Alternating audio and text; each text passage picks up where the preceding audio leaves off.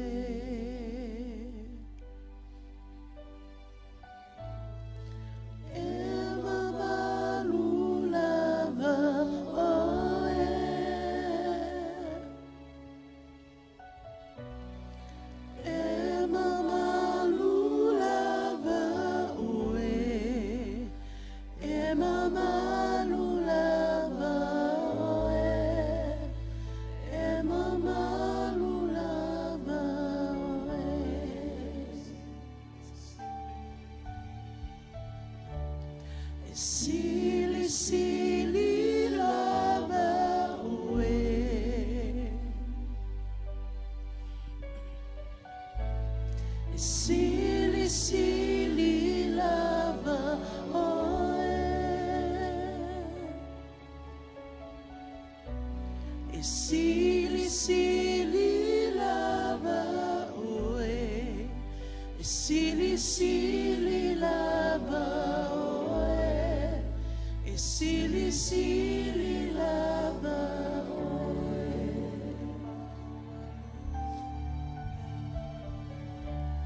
E maualunga lava oe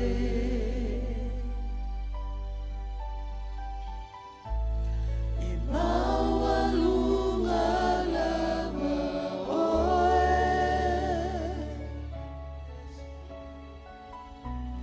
E maualunga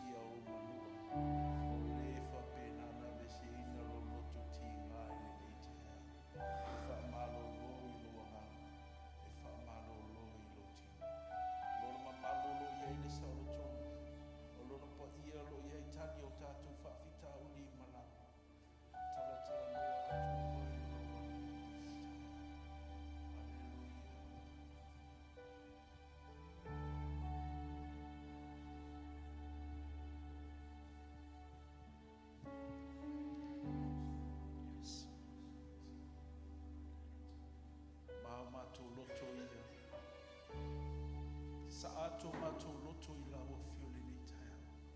Wa ia mato a nga ia I olo oi upole ola. Lo oi le mato fasa utuma. Oi olo ia ilo mato tali me umo mato mana na wai. Si ilo fie la o fio me umo lo mato li. Mato mana tuna tunga le ni taia au. Fa pinana sa saatu I la o fio ma mato fa vivi ia tu oi. Ma mato fa manu atu. Le pa io Israelu le tuo lo fio le mene. Lo fa maoni wai to tasi la ma oi le tuo te taua vi inga. E la e oi vi inga. Ia fio oi vi inga. E fa manuina oi vi inga. E fa ofuina oi vi inga. E pale oi vi inga. E sulu oi vi inga.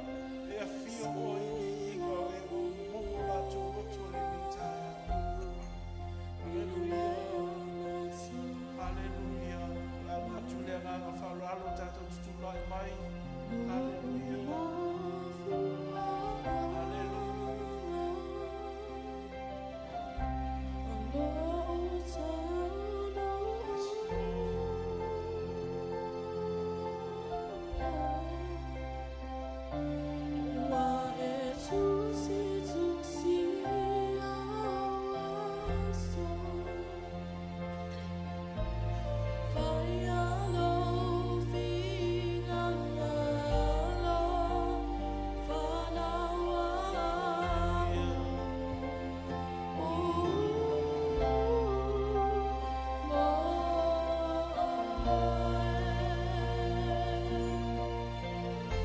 Sili, sili, oh, sili, sili, oh, sili, sili, oh,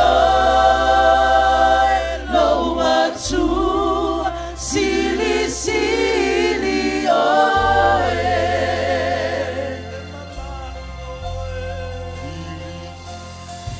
Te alue ai fea ai loanga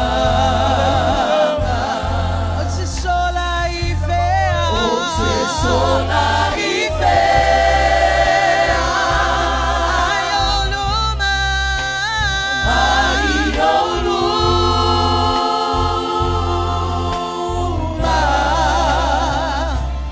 wa esi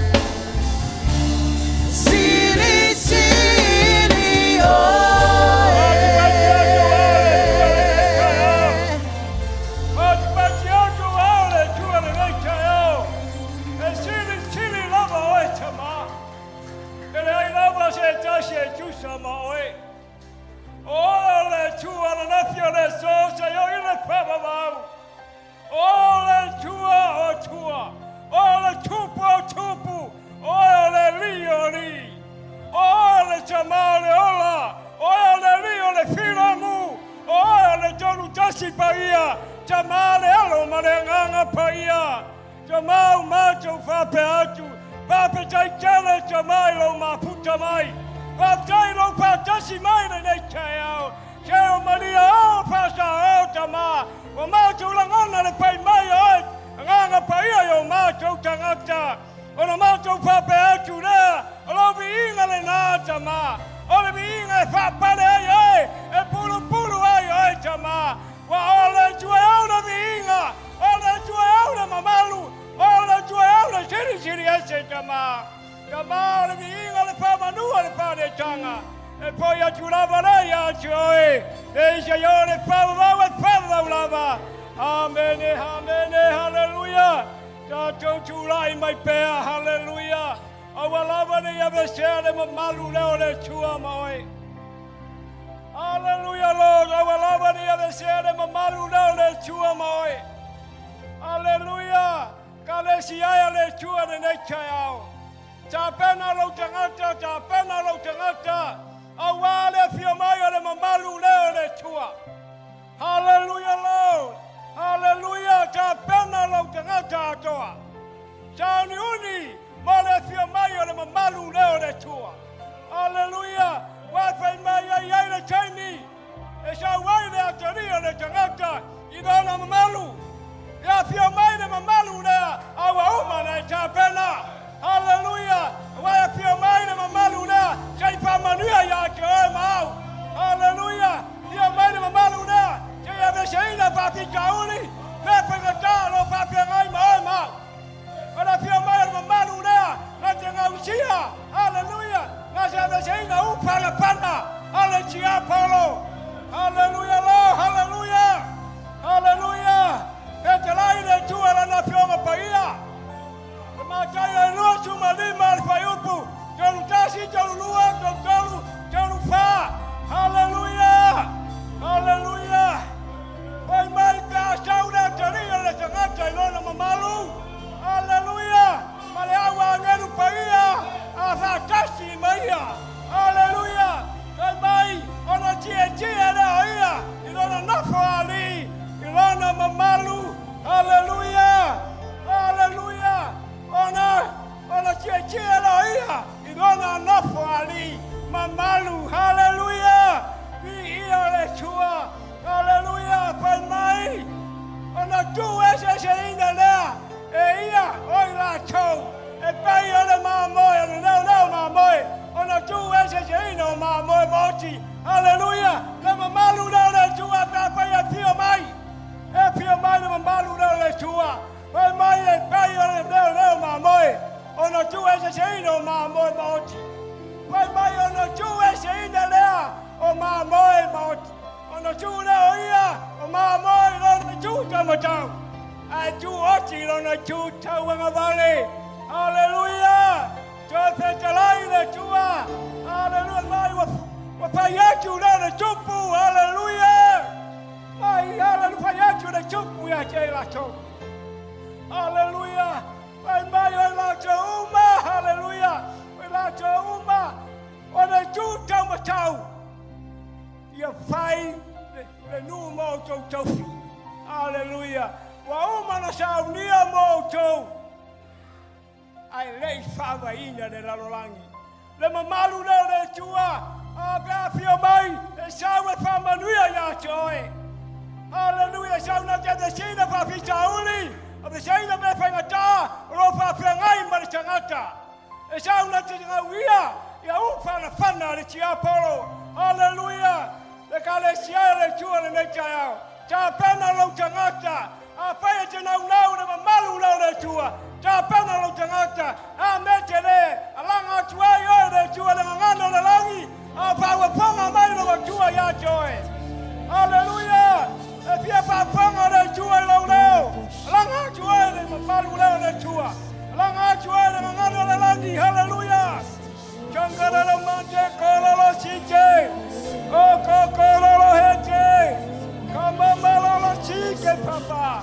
Kolo lo hoke kamama. Sike da lo hoko kolo lo mama de. Sike kolo lo mako kolo lo hete. Sike no mama lo hoko. Sike kolo lo hete kolo mama. Kolo shangara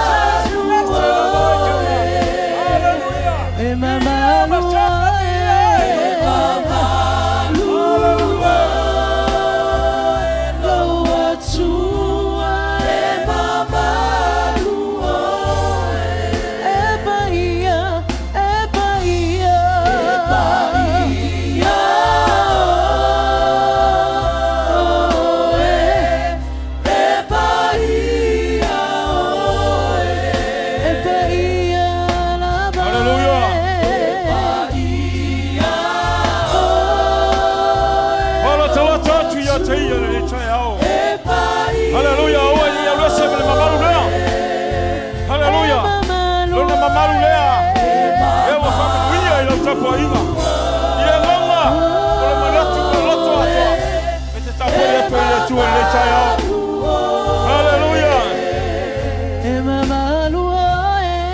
Hallelujah.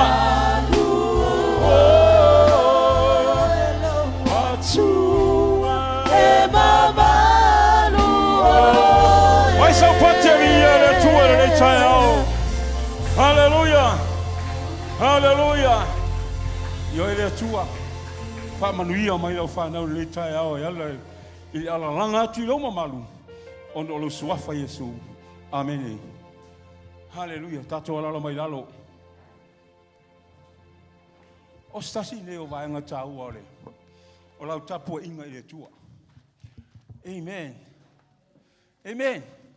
O lo fia ia so se taimi atu tua tui. Au ma e tu sangi fia al fane o le tua. A fai nei se men tu pule inga. Te ro ana e tofu mai tonui. Am eselo. Lang o le na e yosil fe inga ma le tua tai. Amen. Ai yo atu na le upu. Ye fa malos. O te fa pe atu. Ai sa une fai lau tau langa. Au e te fa tamara. Amen. Au e te fa tamara.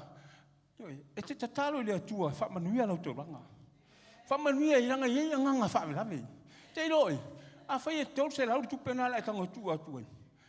Man tu ole mea le ole ngalwenga le ngang pa I ole sau le fa manatu mai. Ai to yo so mea le me lido le me langa fa me yo talinga a vena se lau tara. E me te ova pe o ile se meu tu ta va to lo le tanga. Ai fai me ana fai me te apo. Amen. Hallelujah. Ya. Ole. Tablanga ni ta fa mai tala tu spa ia.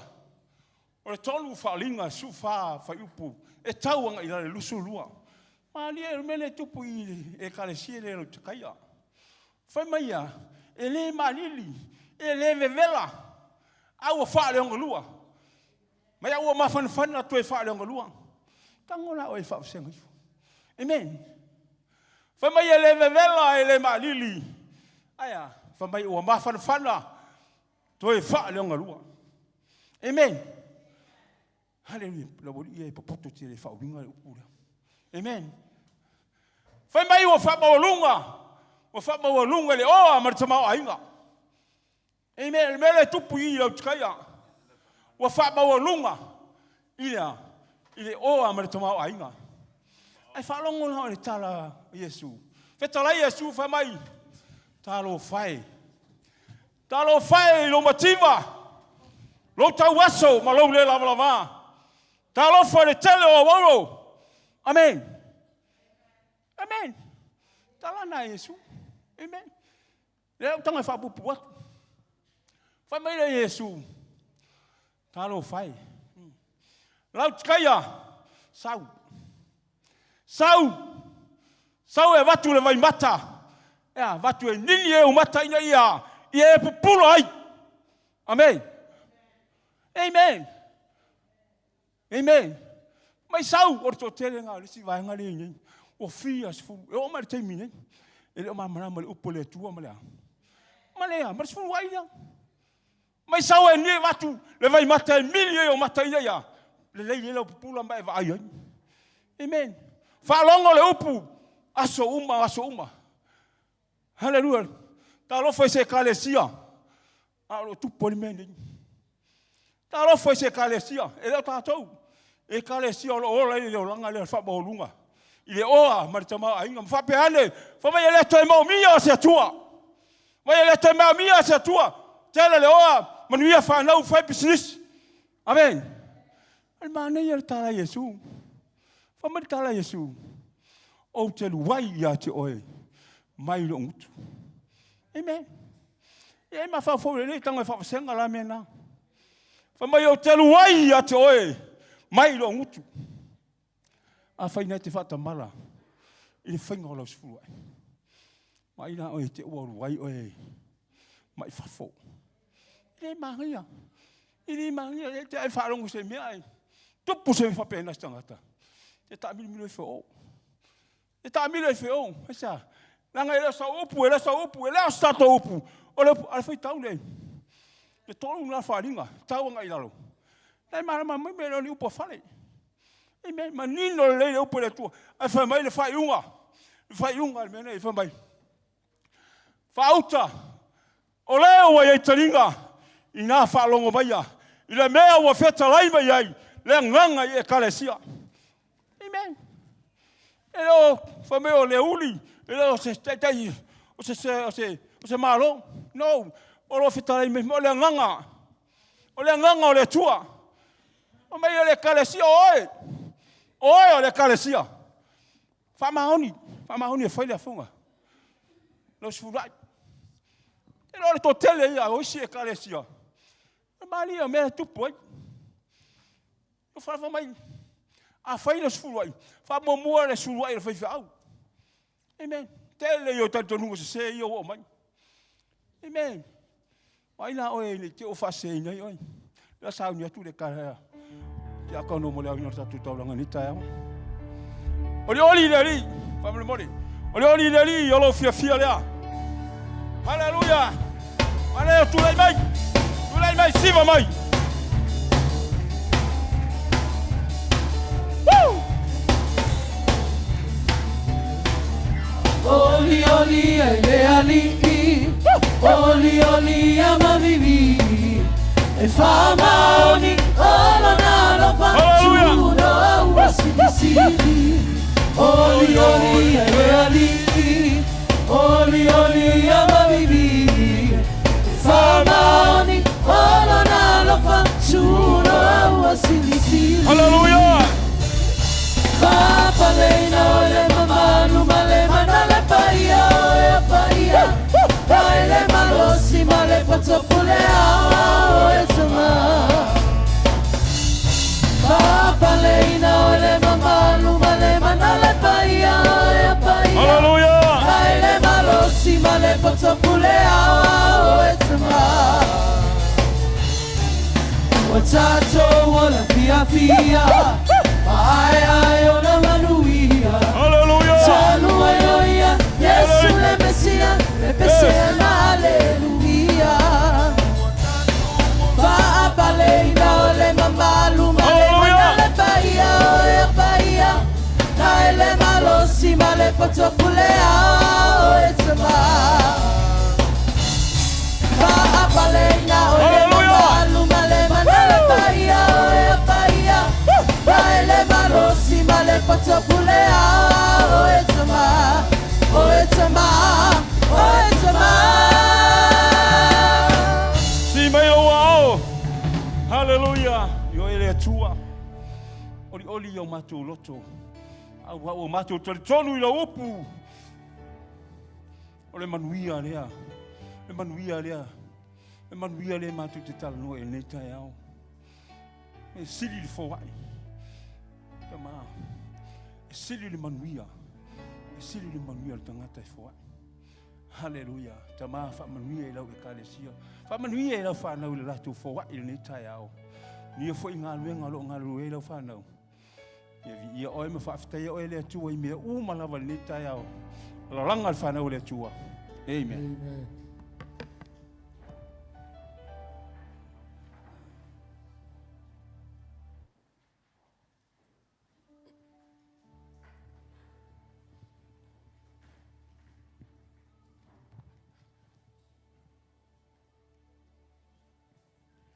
Hallelujah. Tātou talo I whamantu. Ne tualo mātou ta mā. Mātou ta pengara whanau e taria le tino ma le tutu pa ialo wala pere riskisa. Wa lava ma te toe le lei whamantu. Mātou taria man whaftai. A mātou te talo whapa ia whamamala whanau. A me se fōi la inga te tai latu lufi la le tai au. Ia latu male mana, latu male whataua ia te matu. E tilo male toto pa ia o te visol le tai au. Ono Yesu lo matu li lo matu whānu. Amen.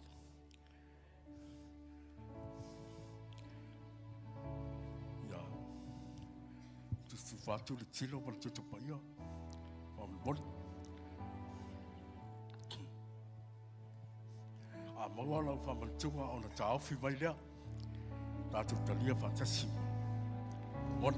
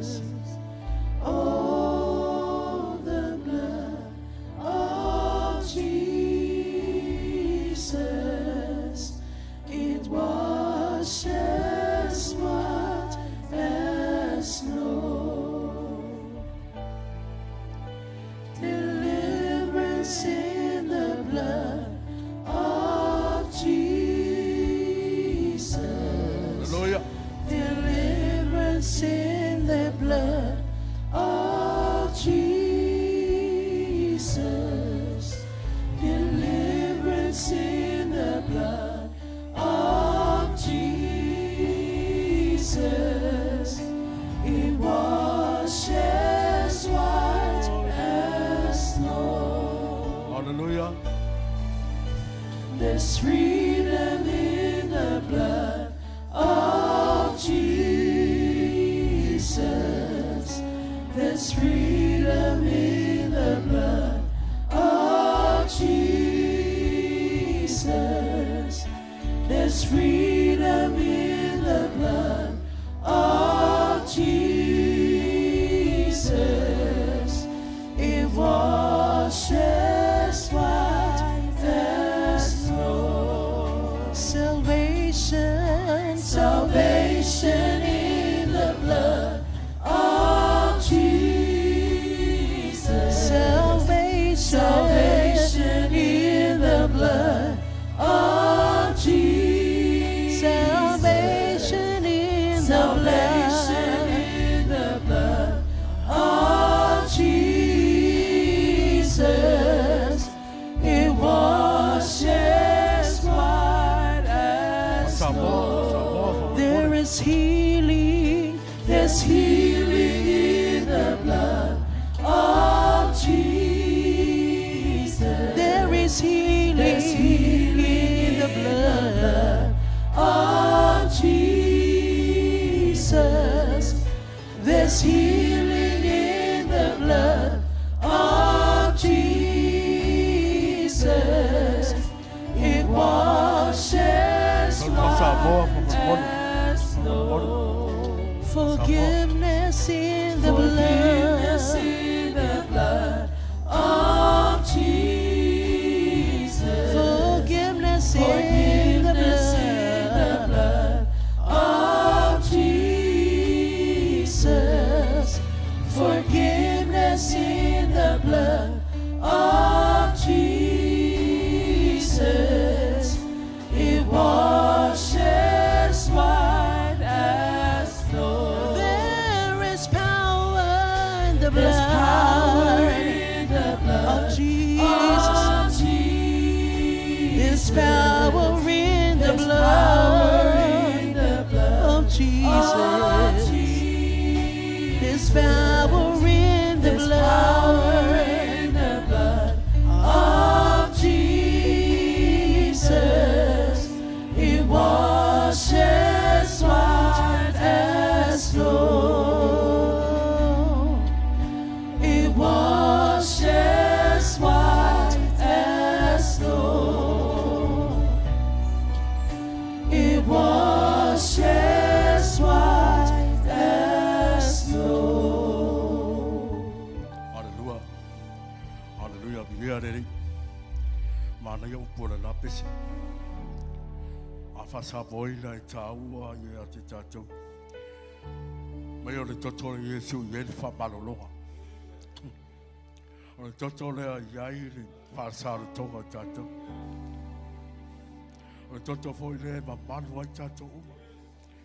O lo iai le whamalologa, lo tala loa mai le whamalutunga. O le whamalutunga leo lo iai le whamalologa. Hallelujah. Taua la. Le awa wina I tatou le taua le sali. Au tufu la au. A inga te taile. Saulinga le. O le tino ma le tatu. A mai se lava le ito le tatu. Le tino. taimi lava e o atu luma oe. O i puia, whatu sa ilo le aulu. Ai taimi ai tu atu i luma oe. Wala fo i e lo wata te tonu a masia taimi o le whamaritunga o le toto lea. E mana tua i te mi uma lava le la fo i e lo wata te tonu lea. Ai au na i mana tua. Lo tau mai e lo iei le whamalolonga. Na tonu foi o tatu wainga, mai se tatu whanau. Lo mau le mai o le tino, mai se fulu lo pisile. Mai se fo ni mai o ni masianga o ameo. Na le pau ale me tatu te o le mana o le toto Yesu Christ. It's a power inside the blood of Jesus Christ. E le mana o le power. O ye le whamalolonga. Na tonu foi le mai aso ye le whamalolonga ye te oi. Sa tolu fo iai pea le whamalolonga. Lo whaau le whamalolonga le suafa Yesu Christ. Le si fo o mau e mai o tino. Ai tali tolu le toto ma le tino o Yesu Christ. Lo iai le whamalolonga. Alleluia. Le tai au. Mea no whai atu. Tai mea pasi atu e pui. O la fo ia lo wate ti tonu. La fo ia lo wate. O an whaftauri. O an mea umala. Mea wa uma ona sila Yesu te tolu ya John. Ai o te fia whamalosi se upo mai le whioka le tua. Wapea. Ia i le tai o le au teo selan. Po le tai au o le fita. Na ia whaile na whatau lunga i le au tau. Sasa ia Yesu. Le ngata ia sasa. Ai na whae e sa tau lo lunga ia Yesu. Na amo lama Yesu Christ sa tau. Ona o le sta. Ona le lofa ia ti tatu. Ai mana ia lan whai unga lama le. Le mareko nae. Se fulu lima. Al whai ipu tosu ma le iwa whapea. O te tae o toa se la. O le na tu watu i o la lumba. O iloa ia o whapea o na langa o ia. Ona tō lea o lana mālama. Ona whapea tua i leo ia. E moni. O le alo o le tua le rei tangata.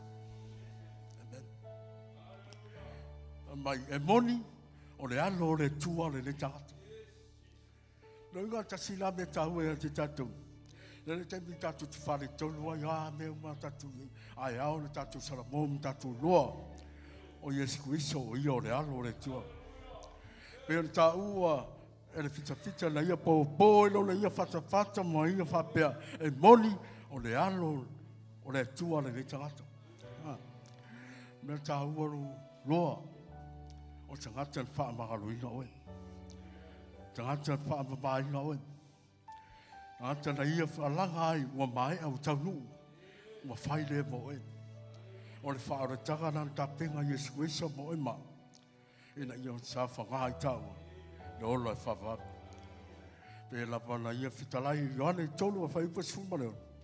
Wa ua whapea lava na alo whamai o le tua laulang. Na ia awina mai lo na alo pere tosas. Ina ia le whana se tasi whatu tua. Ai maua pe ia le ola whawara. Tatu tan. Le tua lo matu tamaha whalogo logo la whanau. O se li tau ia te mātou le tua. Ia vea mātou o le fita tau le tua. Matu te loa i o le tua whai wawenga. O le tua e te whamalo loia te mātou. Wani o mātou ti ngā, wani mātou matiaga le tua. O e te tani o mātou mulau. O mātou te wala au i o mātou wainga. Masia mātou whanau. I eira whamalo longa i a te lātou tamā. Whamalo lo umwa se mātou karisia le tua. A si le whamalo lo mātou loto le tua. Ia mamau mātou loto. E tu nai ia reto maltino. Ona o lola maswafa, o matu ole matu walawa tueni. Amen, amen. Talia name whaftai. Maswafa Yesu. Amen. Amayan whaile sa mga whaftai le tua. Forgiveness in the blood of Jesus. Forgiveness in the blood of Jesus. Forgiveness in the blood of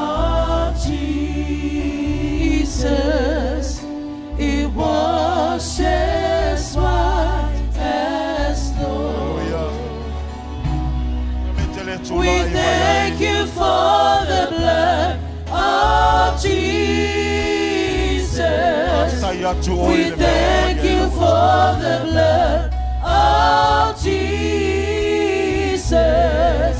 We thank you for the blood of Jesus.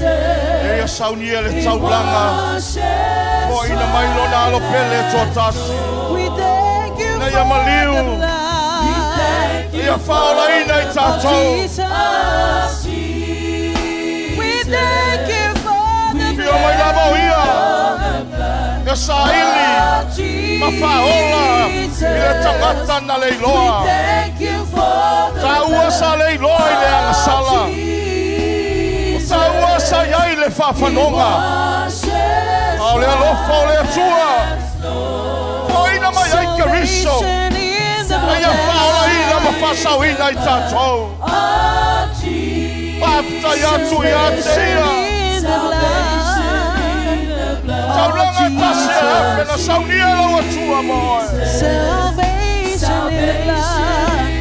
blood Jesus. It washes white as snow. Salvation in the blood of Jesus. Salvation in the blood.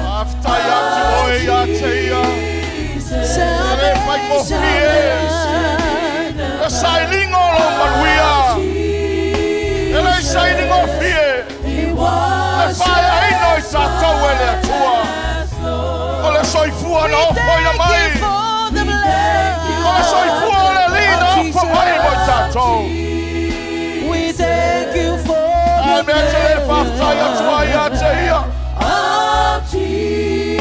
We thank you for the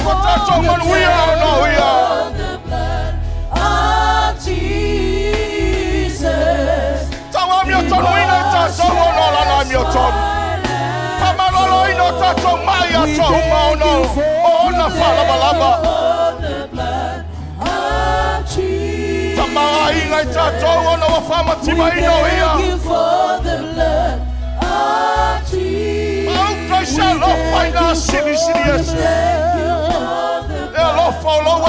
of Jesus. Follow Tama.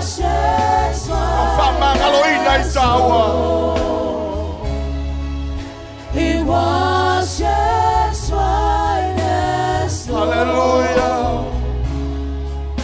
He washes white as snow. Fatasi leo wao ifatalesa taulanga pati moya. Pati ya wao ya taia.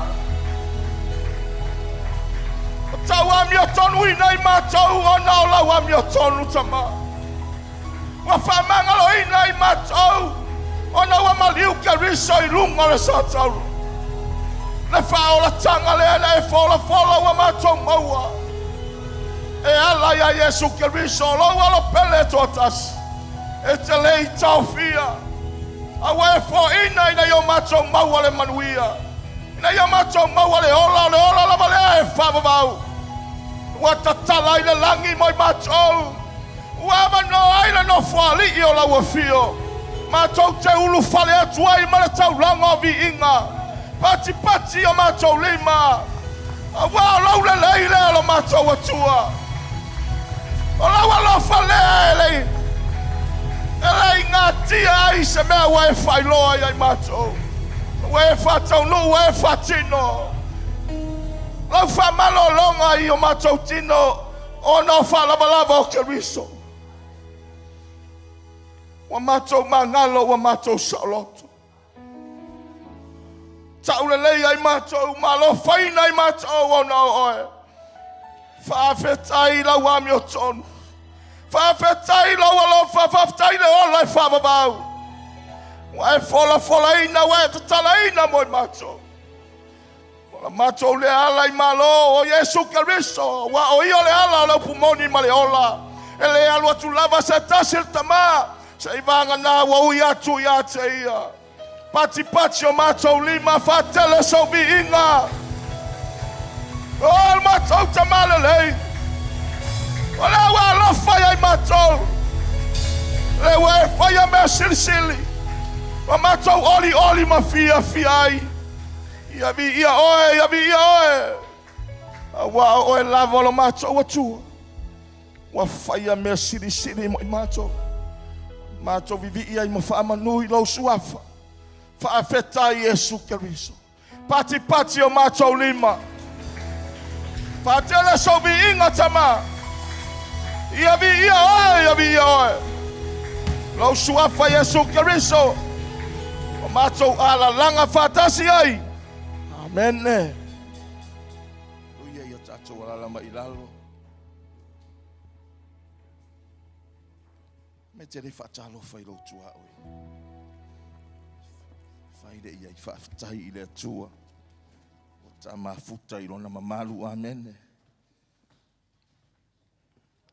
Na va upola fionga pa ia le tua alu atu le vi inga ale whanau le tua. Ona fio mai le o ia i lona mamalu. Amen. Tatou langona ina lona mamalu le tai au le nei. We can feel His presence in this place. O le whamaoni leo lau atua. Manatu mai le tapua inga lana whanau. Hallelujah. Nolona le fina ngalo. Awane i mai mau. Awane i whale au ngā ina lau tau ti ngai ala i lusu mai le tai au le nei. Amen. Ia vi ia le atua. Whawhiroa in whatalo whatu de. Whaingaluenga le atua. Ko miti le kalesia. Ai mai se sunga i whaiwhi au langolango mo wharitua. Talo foi se ngoto ina mo la to wharitua. Maru ti a kono i li im tamaitai. Ia wharitua mo la to wali. Talo fan whawhiroa i atu ia te oe suafa manu malo Yesu Kristo le Nasareta. I whangaruina ia. Nai mātua. Ta mā, tina mātutua le kalesia.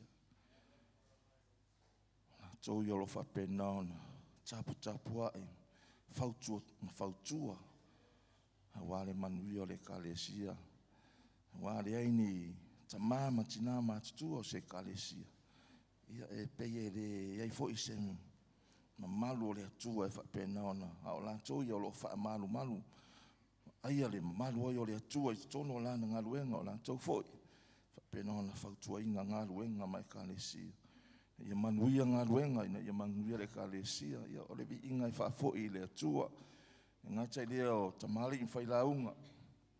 Sa wao wharitua mtamaita. Ina malosi le kalesia o lava i alum whanau whawhiroa in whatalo whatu ia te oe.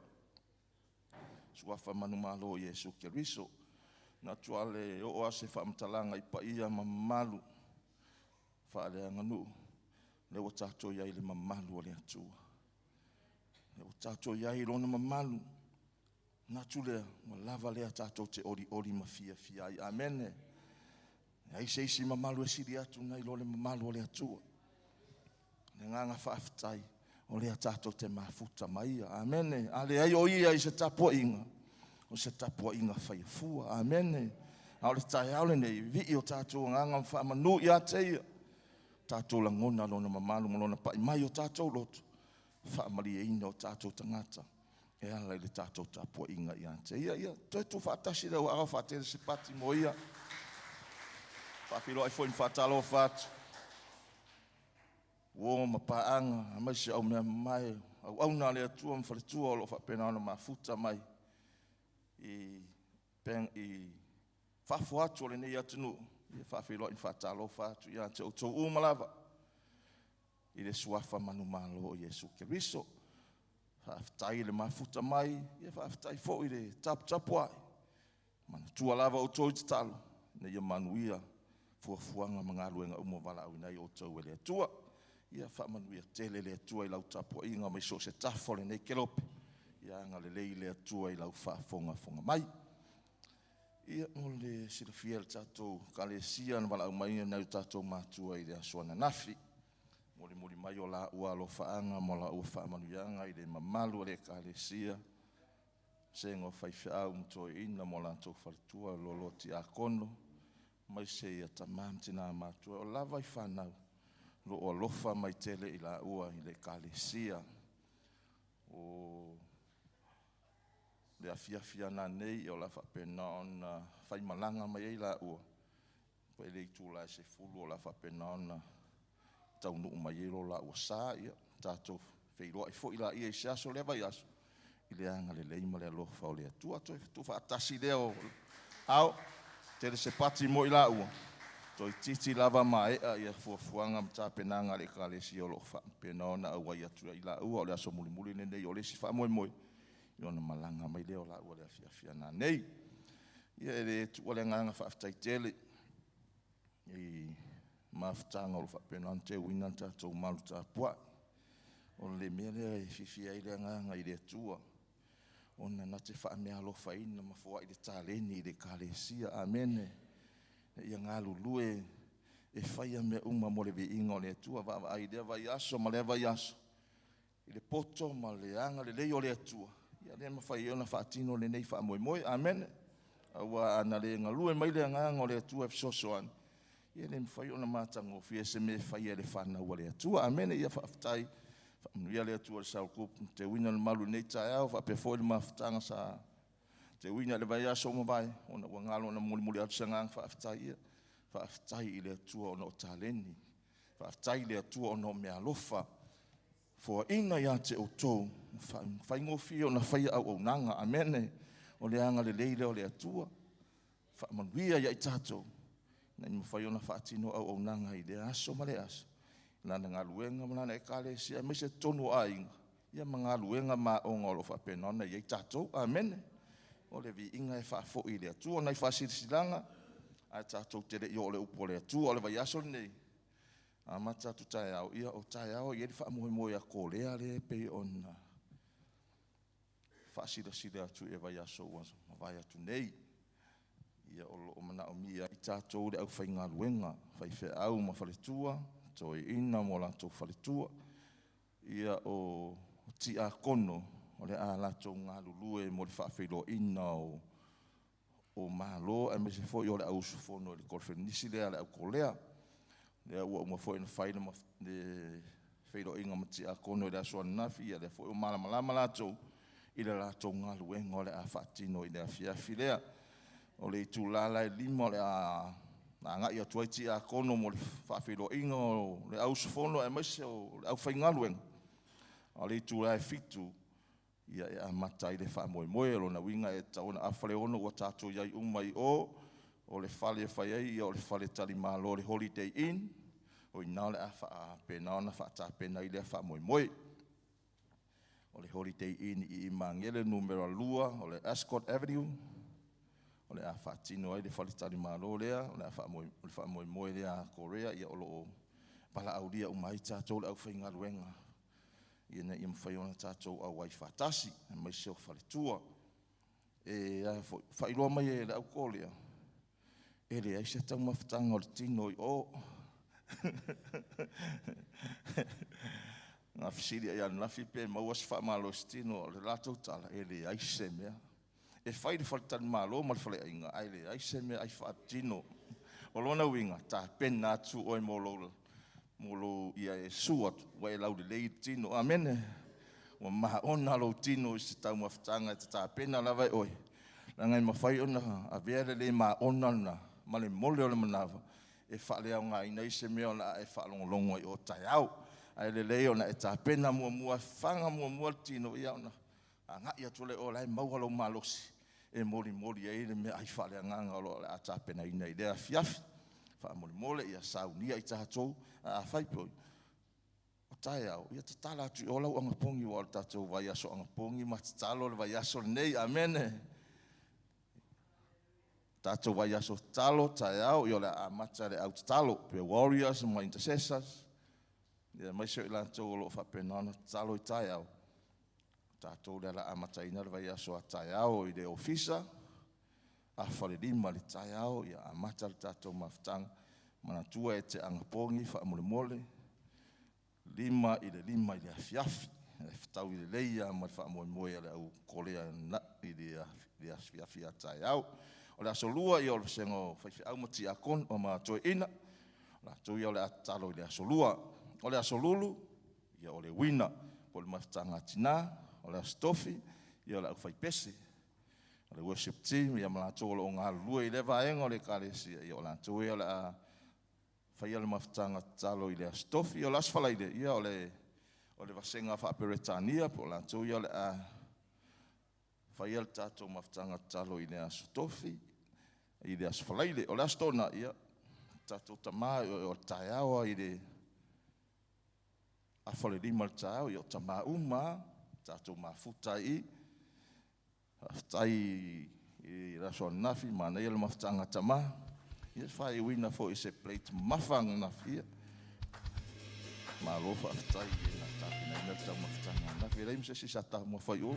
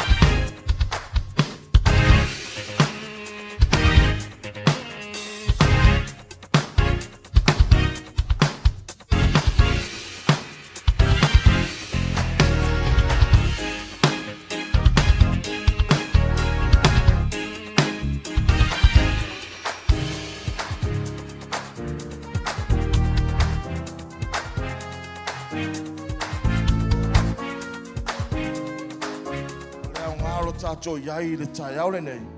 Tato te whaafonga mwhalongolongo. O le ase mea I whina ngalo ai lo atua mō tato le nei. Nei aso, ma le nei taiao. O le atua, na te le tu au noa ina I tato. O lana upu foi, o le ola lea mo I tato e ua maua oe. Amene. Sauni na au na sunga ia vui. Peni o ia whapenana o wasiaina ia le wasenga whaperetania. A sauni o ia mori mai se whina ngalo. Mai so le upo le atua mo I tātou. Tō matau lau whaafonga mo le tātou whalongolongo. Whaloto tele ina tātou te au na pea. Tātou te ngalu lue pea. A wale upo lea le atua. Whapenana na whaamalo si ai tātou. Le upo lea le atua e whaloto tele ina ai tātou. Le upo le atua e whapenana. Nā tia e ai lo tātou whatua tua. Ia tātou loa lei. Le mea lo fina ngalo ai lo atua mo oe. Halleluja. Talatu iai lo loto. Talatu iai lo. Loa nganga ia te ia I se ngā lala ia I tātou. Tātou te nau ai na fionga le atua. Halleluja. Fetalai maya o elo wali. Halleluja. Tātou loto ia te ia. Whatangalonga nganga pa ia. Fetalai maya sue mai oe. Ilo ulata o mai oe ia o faya. Male poto.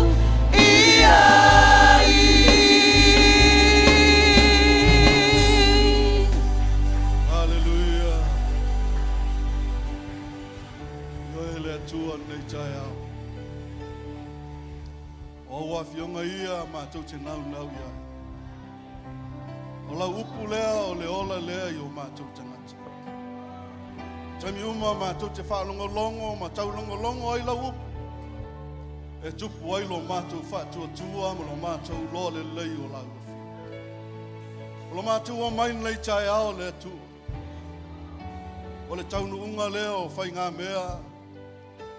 O lo mātou langona ina leo lau whina ngalo mo I mātou. O lau awhionga lea le tu. E te wheta laia I mātou. E te hao mai, e te whatonu mai, e te whasino mai. Lau whina ngalo I o mātou tangata. Ina ia mātou loa le mea o lo e whina ngalo I ai le tu. Le tai au mātou whape atu whawtei tele le tua. Whaftai longa lue mai ala I loa nganga pai. Whaftai lau whasoasoa ni mai. Whaftai lau tai te inga. Whaftai le whai lo mai o lau whina ngalo mo I mātou. Whaftai tele le tua I le mana au a whionga. Wa mātou langona ua tupu ai lo mātou whatua tua. Wa mtanu ai o mātou loto ia te oi. Wa mātou loa le lei ai oe lo mātou wa tua. E lei tai au le te talo le tua. Whasoasoa ni loa nganga pai e sei whamatala loto la upu. Moli moli a ai whina ngalo nei tai au. La ua whionga le tua. Ina ia veo se whatu e tupu pēr maola. Ma ia mātou langona I nei pēr. Le matau tia ma le sili ese o e le tua. O loa whai lo mai ala ia o whionga. Whamanuia oi lau whanau ma lau e ka le sian nei tai au. Mātou whape atu ia fo I le vi inga ia toi. Whamanuina lau suafa. Whanene eina e le au noa. Le tua mamana, le tua mamalu, le tua sili ese. Pa I le mana o la upu I se o fau mai le tai au. Oi se o ngase. Oi se o fia maua le ola. Le mana le o la upu o lo iei le wha malo longa. O lo iei e wa fionga e wha ola nai mato. E hala I lo mato wha tua ma lo mato talitona. O oi lava o lo mato tua ma lo mato o li sili ese. Ia vi I o nei tai au. Whamanuina lo suafa. Toi ave leo sau pati le tua nei tai au. Thank you, Holy Spirit. Thank you, Father God. In Jesus' name. Tātou walala mai lalo whaftai. Whaftai tele tim.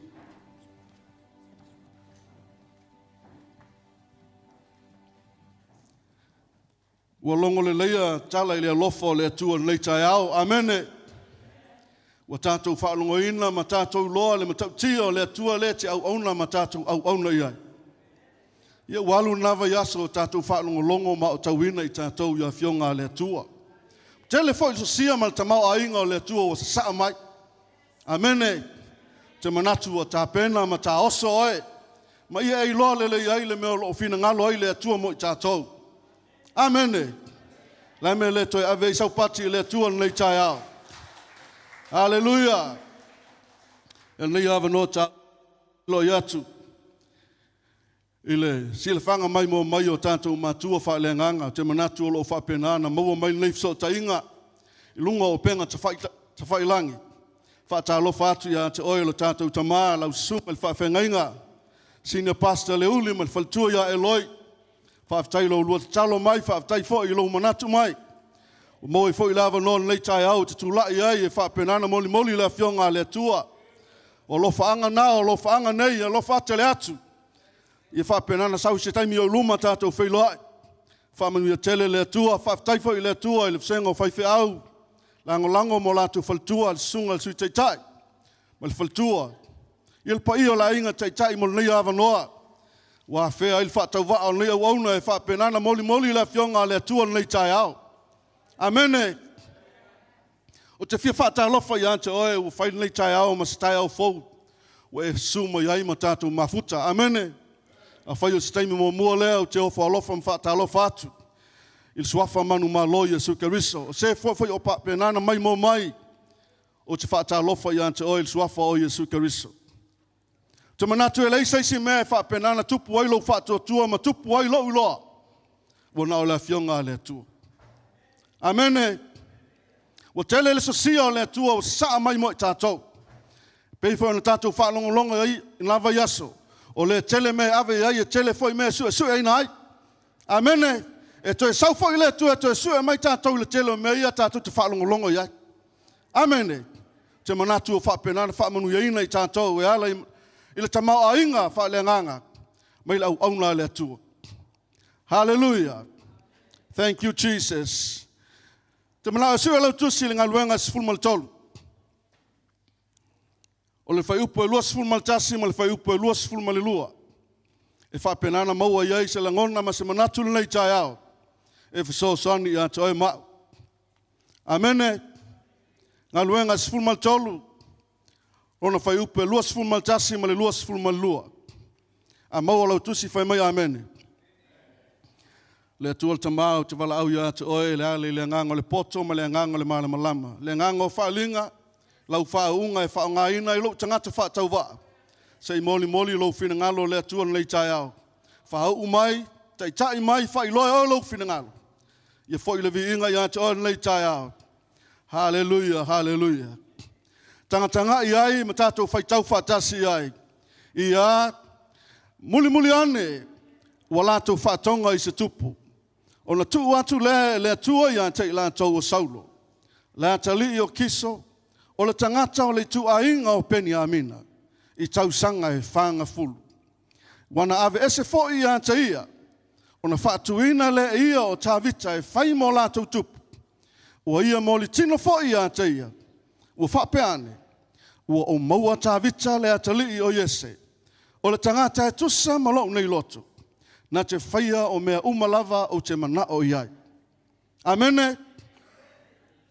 O le salamo e valu sifu mole iwa. A vave lau sue iai wha mole. O le whai upo e lua sifulu. A whapea naile, yo o iei lau sue o te whaita wina e whapea. Ua o maua tāwita, lau au auna. Ua o whau wina, o ia i lau upa ia. Amene. Whai mai le tusi al whai salamo. Ua o maua tāwita lau au auna. Ua o whaawina o ia i lau upa ia. Amene. O te fia tala no ia te oe le nei tai ao. E tusa o le moli mau. A le fo mai o luka. E ala le tusi ngā luenga. Whai mai. Ua o maua tāwita. Le atali o Yese. O le tangata e tusa ma loo nei loto. Na te whaia o mea umalava o te mana o iai. Amene. O te mana o ia te oe. E te tango e tuu lau ngoa i le mele i le ngoa tāwita. Amene. Ma lia pēr vāwa ai ai na tātou whai tau lea. Tuu ai oe lau ngoa ma le whai u na te whai u iai. Amene. Talo mai lau a opa e maua mele mele te tau mana atu iai. Amene, tato fai tau whaatasi ai. Ua au maua peni a mina le atali o le vai. O le tangata e tusa malau nei loto. Na te whaia o mea umalava o te mana o iai. Tole, o lai mea koe ki whaika Tanga o e tu o i le mele i tawita. Ma e tanga e whaavasenga oe. I le mele whai mai ei la fionga le atua. Amene. Ua o maua tawita le atali o Yese. Amene. Tanga lo leo o e tu i ai lau tangata mai whapeifo. Ua o maua peni a mina le atali o le vai. Amene. O a mai oe. Ua maua mai oe le atua. O maua oe le atua. O lui tau ia o te mana o iante oe. Tau fia moli moli atu ai se la ngona nei tai au. Amene. Ua o maua ta vita le atali o Yese. Fai mai o le tangata e tusa ma le loto o le atua. Amene. E lua mea nei wha matala ai. Le maua ina e le atua o ta vita. Fai mai a. O le tangata e tusa ma lau nei loto. Na te whaia o mea umma. O te mana o iai. Amene. O le tele o niti tangata whai mai. Ua o maua ta vita e tutusa leiro na loto ma loto le atua. E lo le mea na le fionga le atua. Whai mai la fionga le atua. Ua o maua le tangata e tusa ma lo nei loto. Amene. Ua tonu le loto le atua. Paua leo le tangata. E tusa iaila na whaasino manga. Molono fina ngalo. Amene. E pau fo i leo tangata. Na te whaia le mea lema na o iai le atua. Amene. E lau whaapea mele tu spaia. Ua au maua ta vista e tu se lea le mea loto. I ta vita ma le mea loto i le atua. E lo le mea na. Ai sea. Fast full kausanga lenga kupu ai a Saulo. Ia Israel. Ai whai mai ua wha ese. Ua wha se ese le atua. Ai wha tuina ta vita. Amene. Whai mai lo leo tala ale tu stala I whai mai ua au maua ta vita.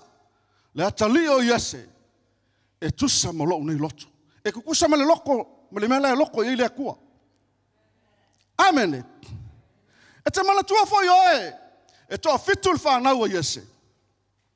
Amene. Tatu toi fo ia ngai tua. Whai mai. Ina ua umma. Le fast full tausanga. Le tupu ai Saulo. I le tupu o Israel. Whai mai na matu asala mō le atua. Ina ua ia toa fia Saulo. Amene. Aisa.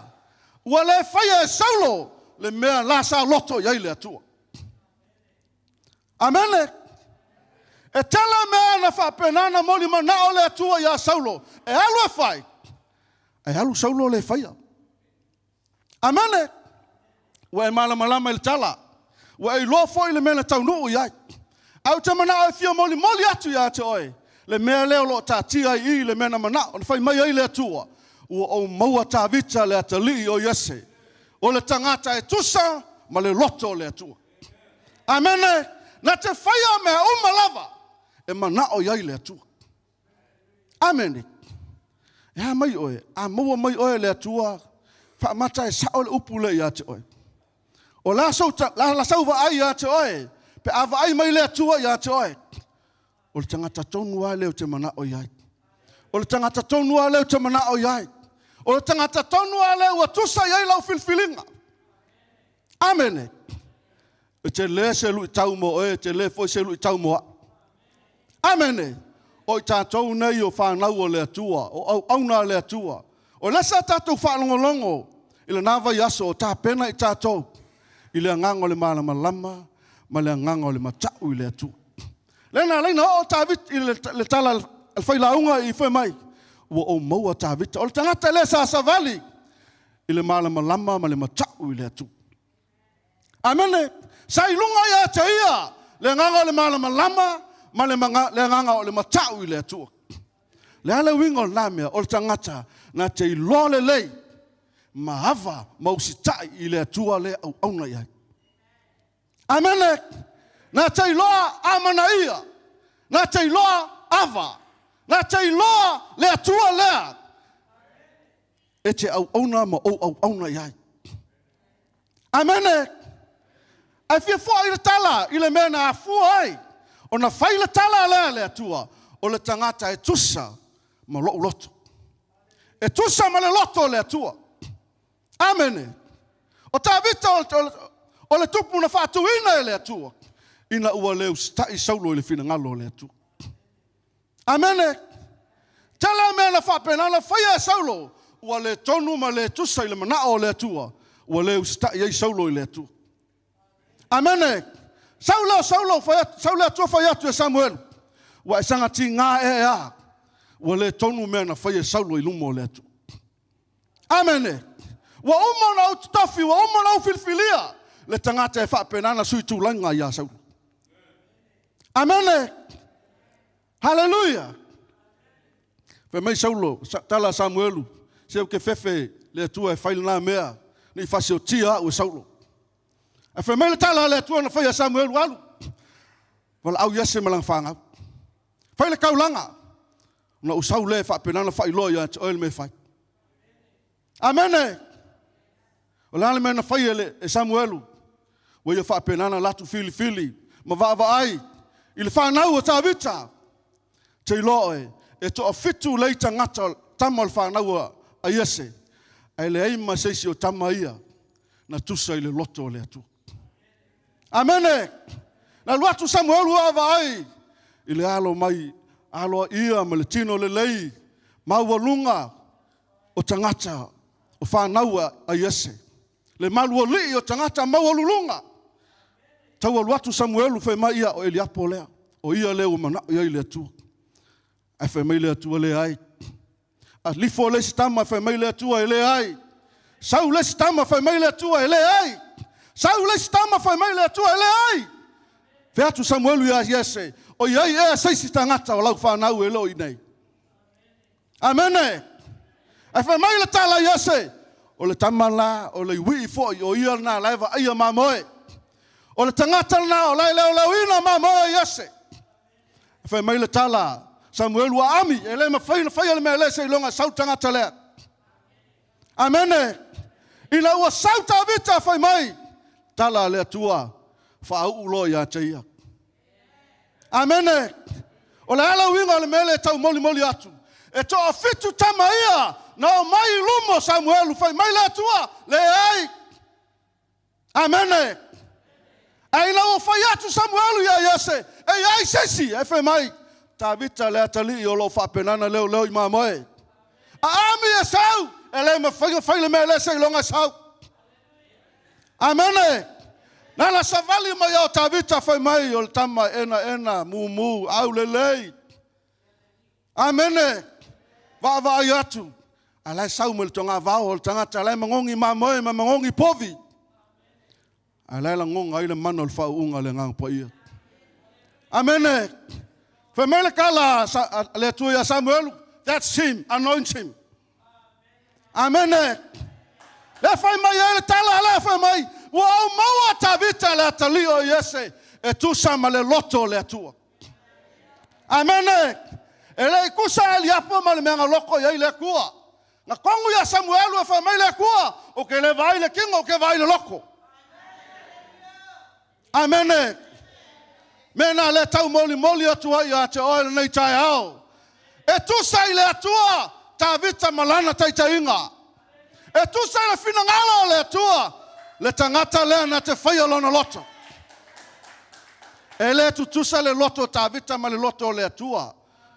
E tusa le mea lana loto iai le atua, ma le mea lena sau ma ta vita. O le tangata tonu a lea ma na o le atua, o ia le nai avea matupu. Amene. Le whai mai ai wa au maua tā vita. Ame ke le whai ai oi a oi. Wa au maua ai. Whai a oi. Good. Tau tino. O lau tau tinonga. Wa au maua peni la tali o le vai o le tusalon. Ma le loto o le atua. Na te whai o mea uma e mana o iai le atua. Whai sau kau ki ngonga whapenga. Amene. E foi que fa pé ia o ka vika nga fai ai. Se ka ngo e ku ia o ko kongu le mai. E lui ka wai ka ko. Amene. Fa mai le tua ya Samuel o ia le na. Fau. Amen. O le mea na tonu wai le loto le tua fa mai lo tala tata le na tu sil tu si le. Mai le tua wa tu sai lo na loto ta vita. Amen. Ai sa pa u solo le sky. Fast food kau sanga le sa menga fia ia le tua. A mai fa nga o ka vika nga mga ku Samuel o la ko ia ai fa mai le ko le ai. Amen. Ai saul ka mai giki la mangu ma moe ma mangu povi. Amen. Saul ka mai giki nga feko ai ma le ulosa ma fasi le leonga. Aya. O le ko nga kangaka nga langa sa ile le tua. Amen. E sau nga kei loa le tua le au au na iai. Ele so kofia le kua se la ko le lo fasi se mea. Ele I pese ulosa se la oli ma kua ia. Amen. La iloa le kua ele fefe. E ke le loko e koa. E ke ilonga faile me finga ngalo ia le tua. Amen. Kau fala la kuskamo eli apo fe me malu oli kingo le mawalunga. Ole fa ainga kaka. Amen. He's the one. Fa for la look at him. Familia tua Samuel le ai. Amen. Ele ai. E ke va ai le kingo, ke va ai le loko. Lai lo mai le kua. Sole, ele pese losa, se u losa ele loko ele apu. Amen. Ele pese le onga ele loko ele apu. Wa mai o ngi kai. O angi u losa ngulu feko ai. O angi le onga ngulu feko ai. O le soi fuanga ma le langa le ka ko ke ai. Se le fa kusalia le leonga ma le ulosa. Amen. O mangu e silinga kau fe ai o le vau. Fe mai ka vika, ngala ko mai sangi aku. Le mai mai le lafo lo kama. Fe mai kama longa le lakwa ave se mengu. E fai ngo fia ya e pe lakwa le leonga le mele kumai. Ai onga le ko le loko le kanga ke lo le ku fe mai. E le onga o le kua leo ke au onga yai. Nga lave aia ke au ma le ulosa ma le leonga.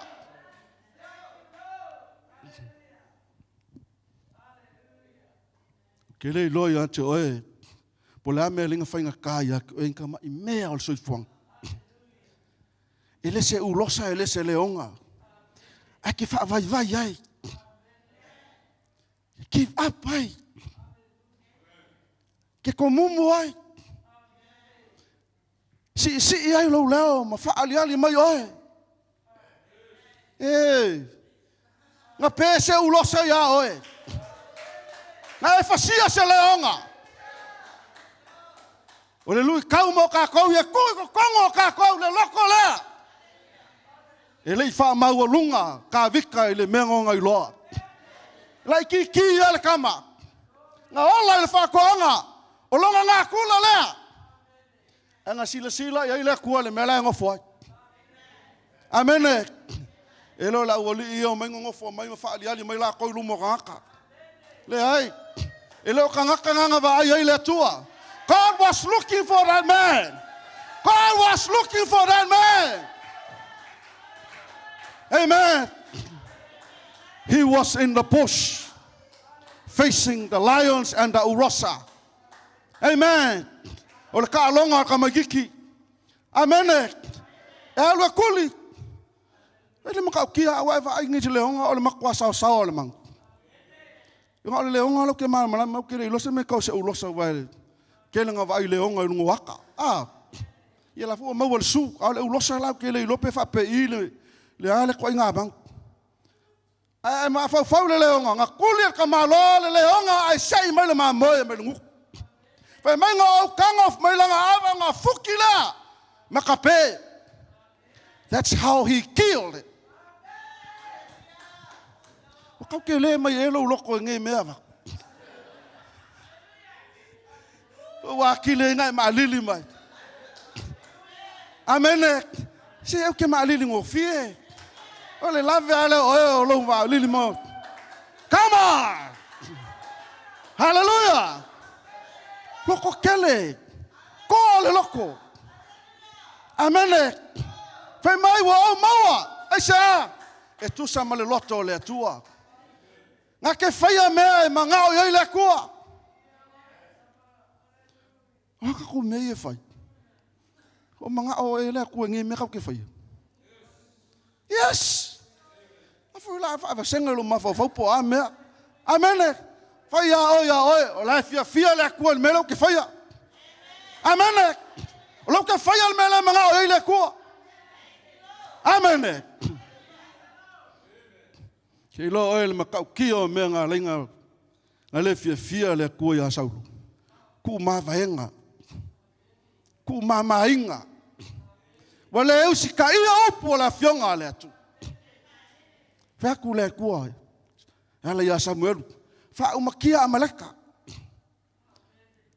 Elu ka malo fasi foi ele umanga fai. Meo le me fai le uma. Amene. Ka kouso le fai a me ku alu.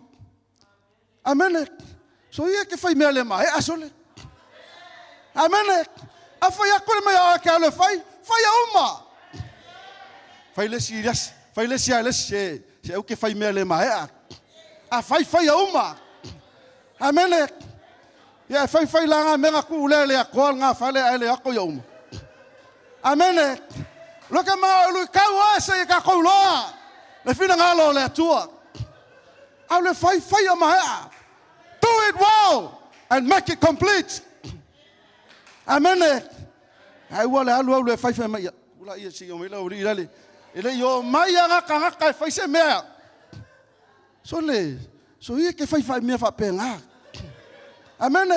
A fai ele o mai. Fa o mala me nga fai. Ai lo walu au le fai mai. Ali pastor. Ele yo mai la uli ma ko nga fai me la. Apa mai la ko ki nga fai ma ko vai fai. Si ia ke fa penga. Ha fai ko ile Samuel ya Saulo. Fa umakia uma amaleka. O mangu o kangaka o kama o fafinge o kenge o kamaki laiki. Yo ai mangu. Fa uma. Esa, ole ngo wanga sala ile tua. Fia mai Samuel. Iskamo Saulo ya Samuel. Ya.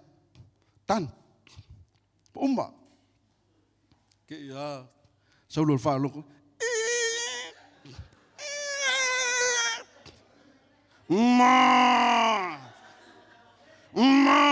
Ole fa kai ya ko menga la fa me kuspaia. Lang fa menga fa longo aku, la kala ngo fa longo aku Samuel kangi men mamoy. E sa ol mamoy le kangi.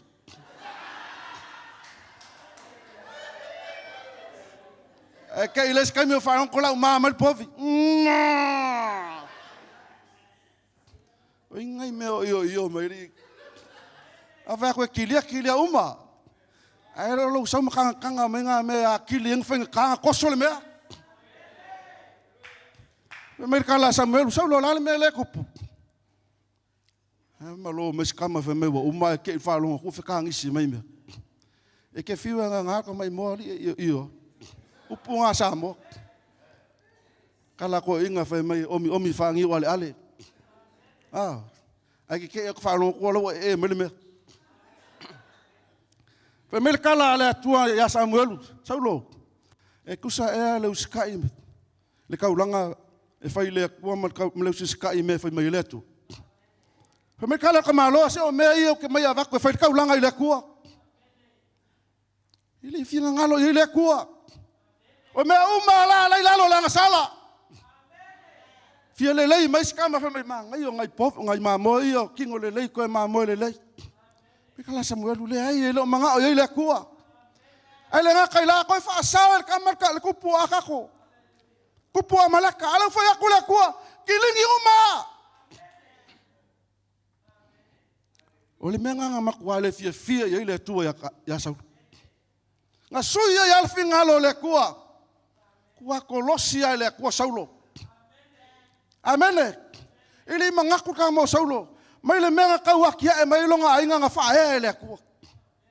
Ai sau ku le menga ku ai nga ke le lo le menga manga o ile kua. Amene. Kia va aila mo ka ko le ku sa o lo ko lu mo le tu. Ka mai lo Samuelu. Aka ko sa. Asko ingo aka ko mo lo ma fa la fa sa o ye Samuel. Ka ko ka mai lo se le pelu. Fasio ki ai lu mo ka. Ke lo il ki mi o il ngonga fa ka fa penga ya ka ko. Se mali lia ia ko sungai ko inga faife au. Fa sao se kama. Ke o fo ya o ko. Ha walu fo nga aso wo. Mo ngoko le la, mo ngoko ko fo manga me. Ke lo o le tu le ka ke fe nga inge. E kong wanga fa masingong. A wo kong wo le ko le ku kilia.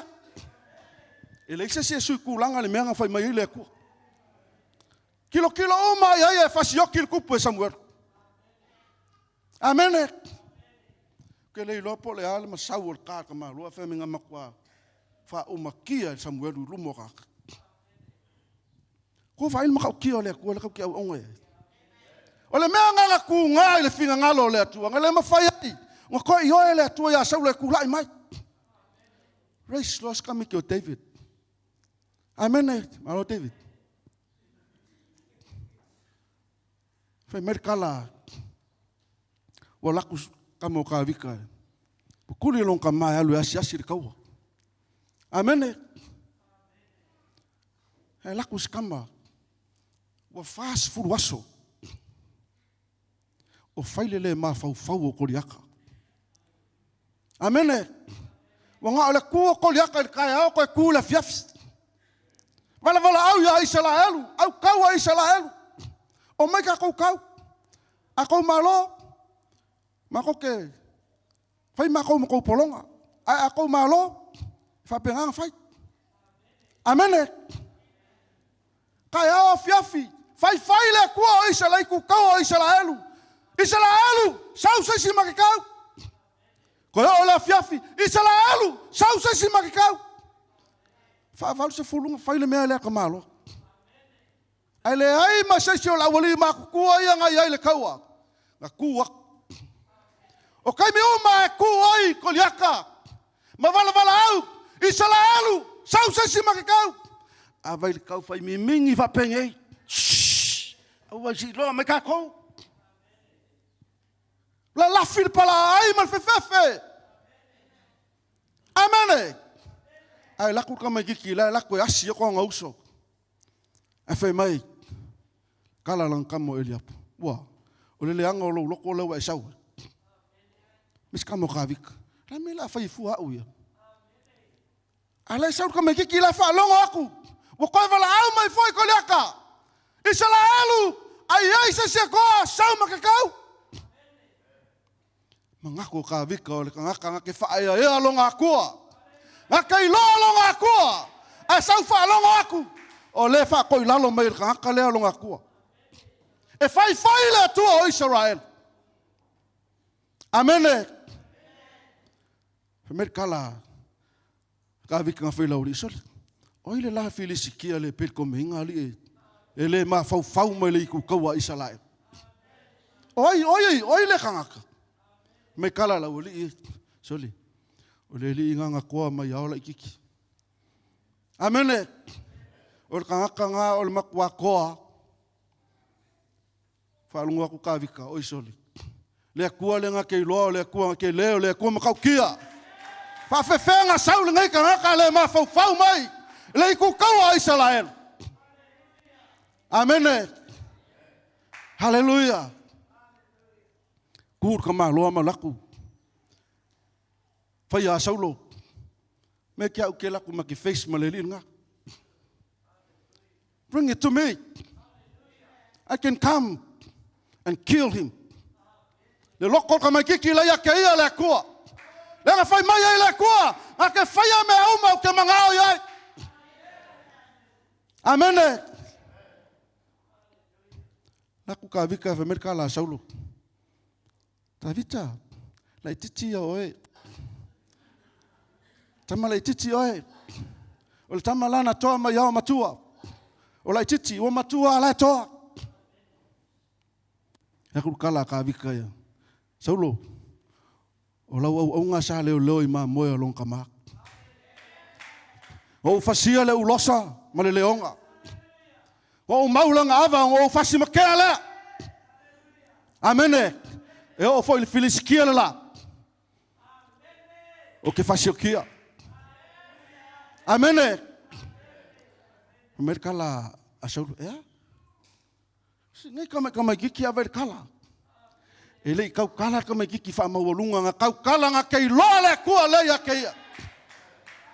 Le kua le foi mai o maua ka vika le kalio yese. E tu sama lau loto. Na te whaia mea o te manao iai.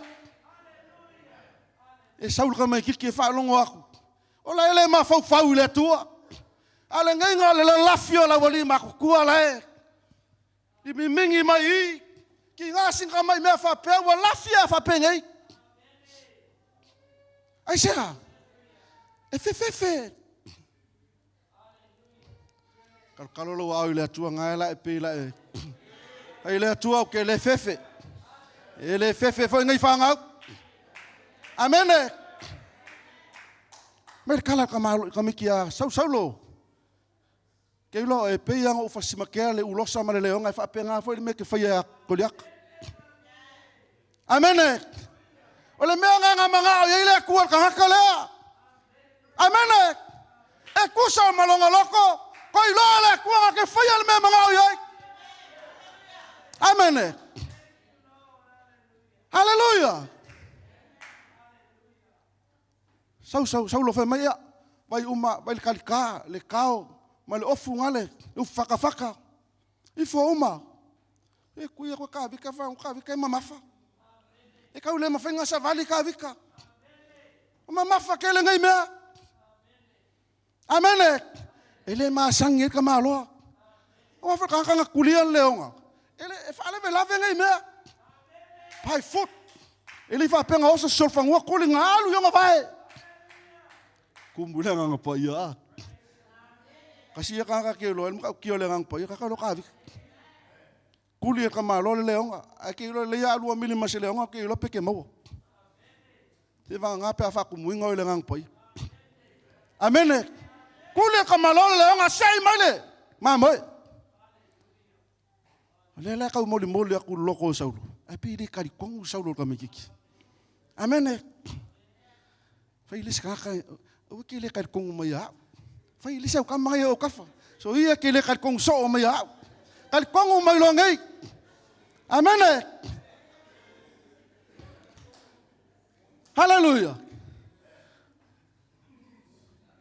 mai saulo fa ofu fa ko ka vika ele manga o yai e mamafa fa lave amen ile si mesili ya kule mano le tuole ya oe o ke ka wa vengi si me ke lo le nga ya oi amen se o ka ko ka wa le fa le kingo e fa le rara amen o fulo ka wa ko amen wala va upenga ka mo e pelo le nga amen a sa u le velo o ke ko velo ai lo uso o ia ke fa penga so lo fa sanga so lo uso mai kam fa kui e lo le menga manga o ile tua velo le fili amene se fa sanga le fili ma velo ai o lo wika le fili ko fa sanga mai ko lo uso ke ofo lo le ma fa uso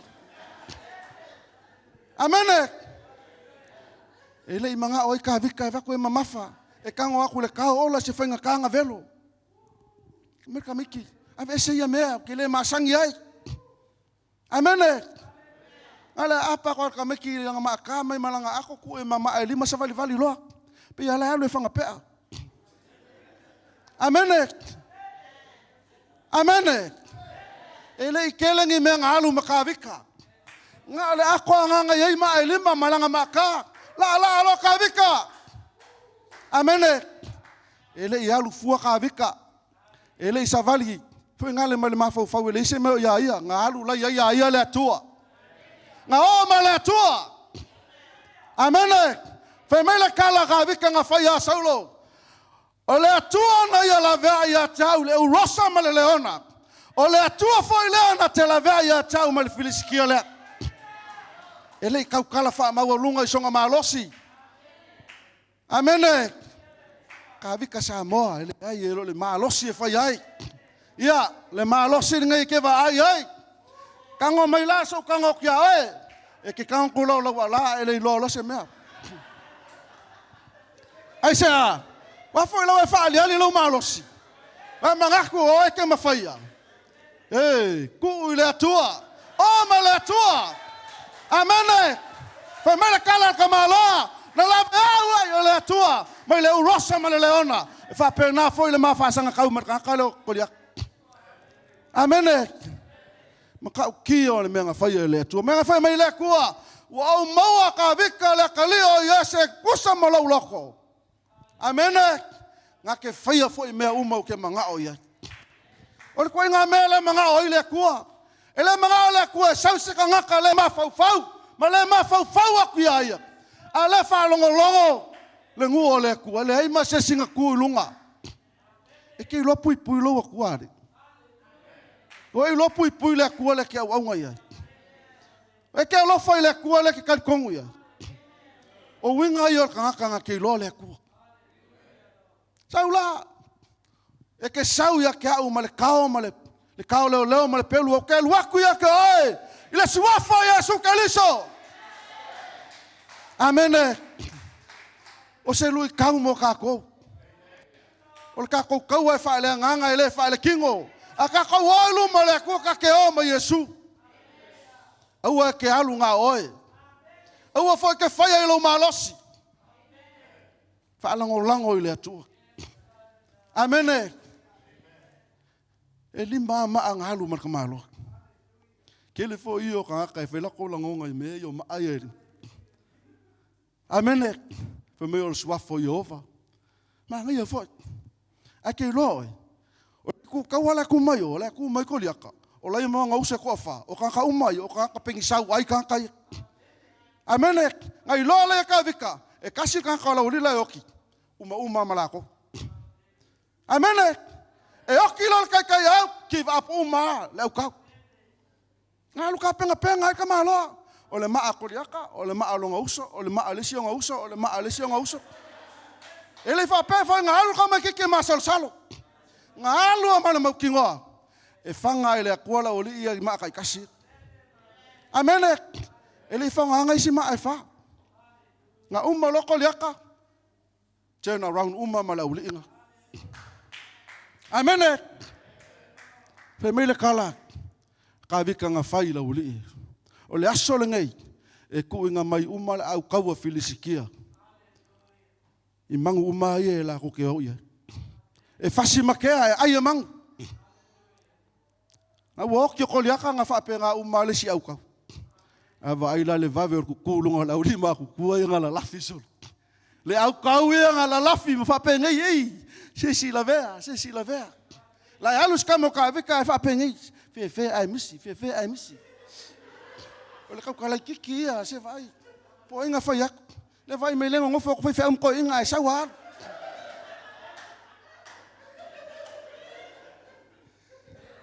Ele i whapenga, le olo ke, you know. Ar kanga ngai loa le atu.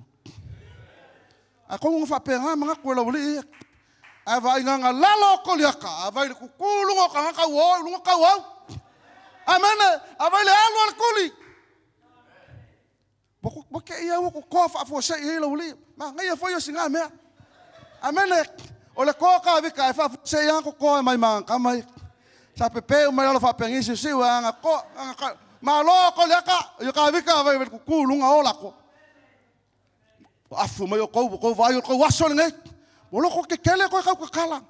Ale sa ngofo ki nga ma fa vaulu se fulu nga leo la ko le ka le ma se singa fa se kala kas au ku ku ai lunga fa fo se ngo pa u ko le ka ila fainga ka malo David amene ka lo me ka vi kale fa ai le ka lo me la ngo ko le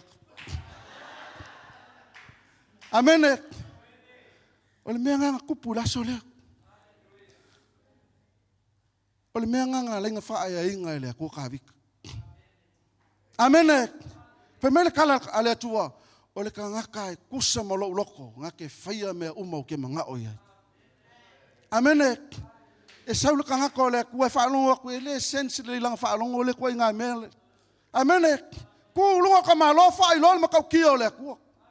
Kei loe, o kangaka uma ma kungunga la kou loa le ku kaua le filiskia nga sau ko liaka. Nga la kou loa i silisili ese le kua le ia Isalaet. Nga la kou loa i silisili ese le kua le ia kavika. Amene. O ama i o tavita ni taya. Amene. Kei loa o awha inga kāma fi kao le o langa nga ke lua whengai. E le whakusalia le ulosa ma ko liaka ma le leonga le whai mai elku spaia. E ke mawhaia e ala i le mana o le atua le iake oe. Amene. Sa hawa o inga i ka kou ia nganga i fitu o le atua. Le nganga o Iova. Le nganga o le poko ma le mawhauwhau. Le nganga o le whakongunga ma le malos. Ma le nganga o le malama ma le makau i le aku.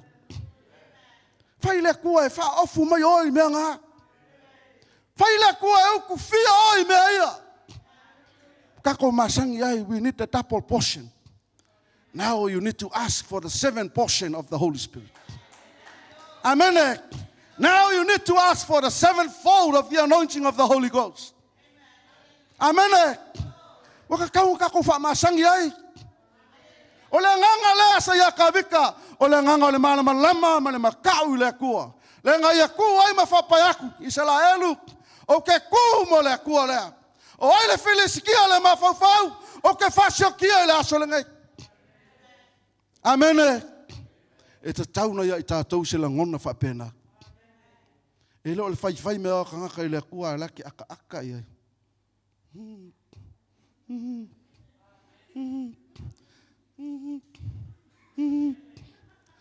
Ki ai le wau meno kua wa e alu e lopo la lau kala afa. Amene. Ale mena na whai mai e le tua. O maua tā vita, tangata e tusa mo loto. Na te whai o mea uma o te mana o ia. Amene. Te ilo oe le winga o tangata leo tā vita. Na i whai le tono o tā vita. Amene. E na i o whai le tono tā vita i luma le tua whai mai tā vita. Le tua aua e te awe se ina lua nganga pa ia ma.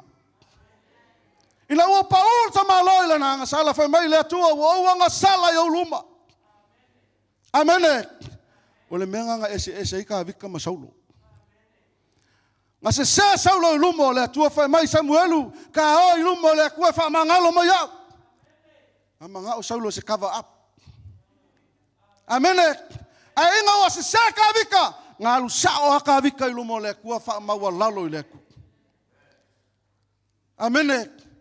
Leo langa e wha penga. A kako se kako o i lumo le kua. Wha mole lau sunga whai whi au. Ka o se mo mole au lumo le wha whi ngainga wa se fui lau mea wa whai. Ki wha whale valea. E whai a oe la kau a wako i fui whai whi au e kawa iau mea valea. Susu o e wha maua lalo. Amene. Ai fele sila fanga le kua le ki lua whengai. Awa ki pei o saulo. Amene. A se loa wha maulalo. Ai lo le wha malo loa ia. Amene. Maso ia le whongia lo wiso i le kua. Manga ia le upunga tafa. Amene. O lo le ma fau le ngai lumo le tu. Pa e whai so o le mea ngā o lo. Se a kere i lo whako ese i le kua le. Kako uma. E o foi a uia. E ka kaunga lo fa maulalo pe au se. Amene. Tato uma, e se mea tato se ai ka ko i le kua.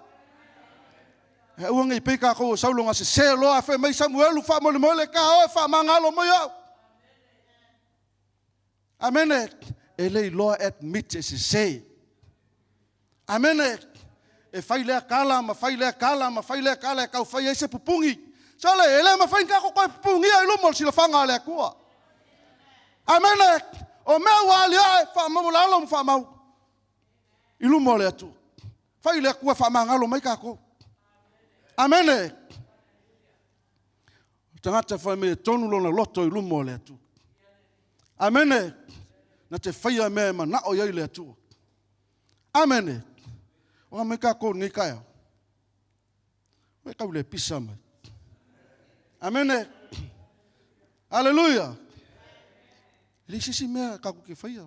Whamau lalo ma kako whaia le mea le mga oile kua. Ese le maa ngai o le mea whai mai ua maua le kua ka vika. Amene. O se mea whai ngai lau kam whaia kua uia e ke kongu. Aso uma whai o ke kua i lumo le kua ua kaungo whaia le mea lea. Ua o maua peni a mina le atali o le vai. O le tangata e tus. Whai sau ka kalo. Amene. Whai o sau ka kalo ke whai i le kua.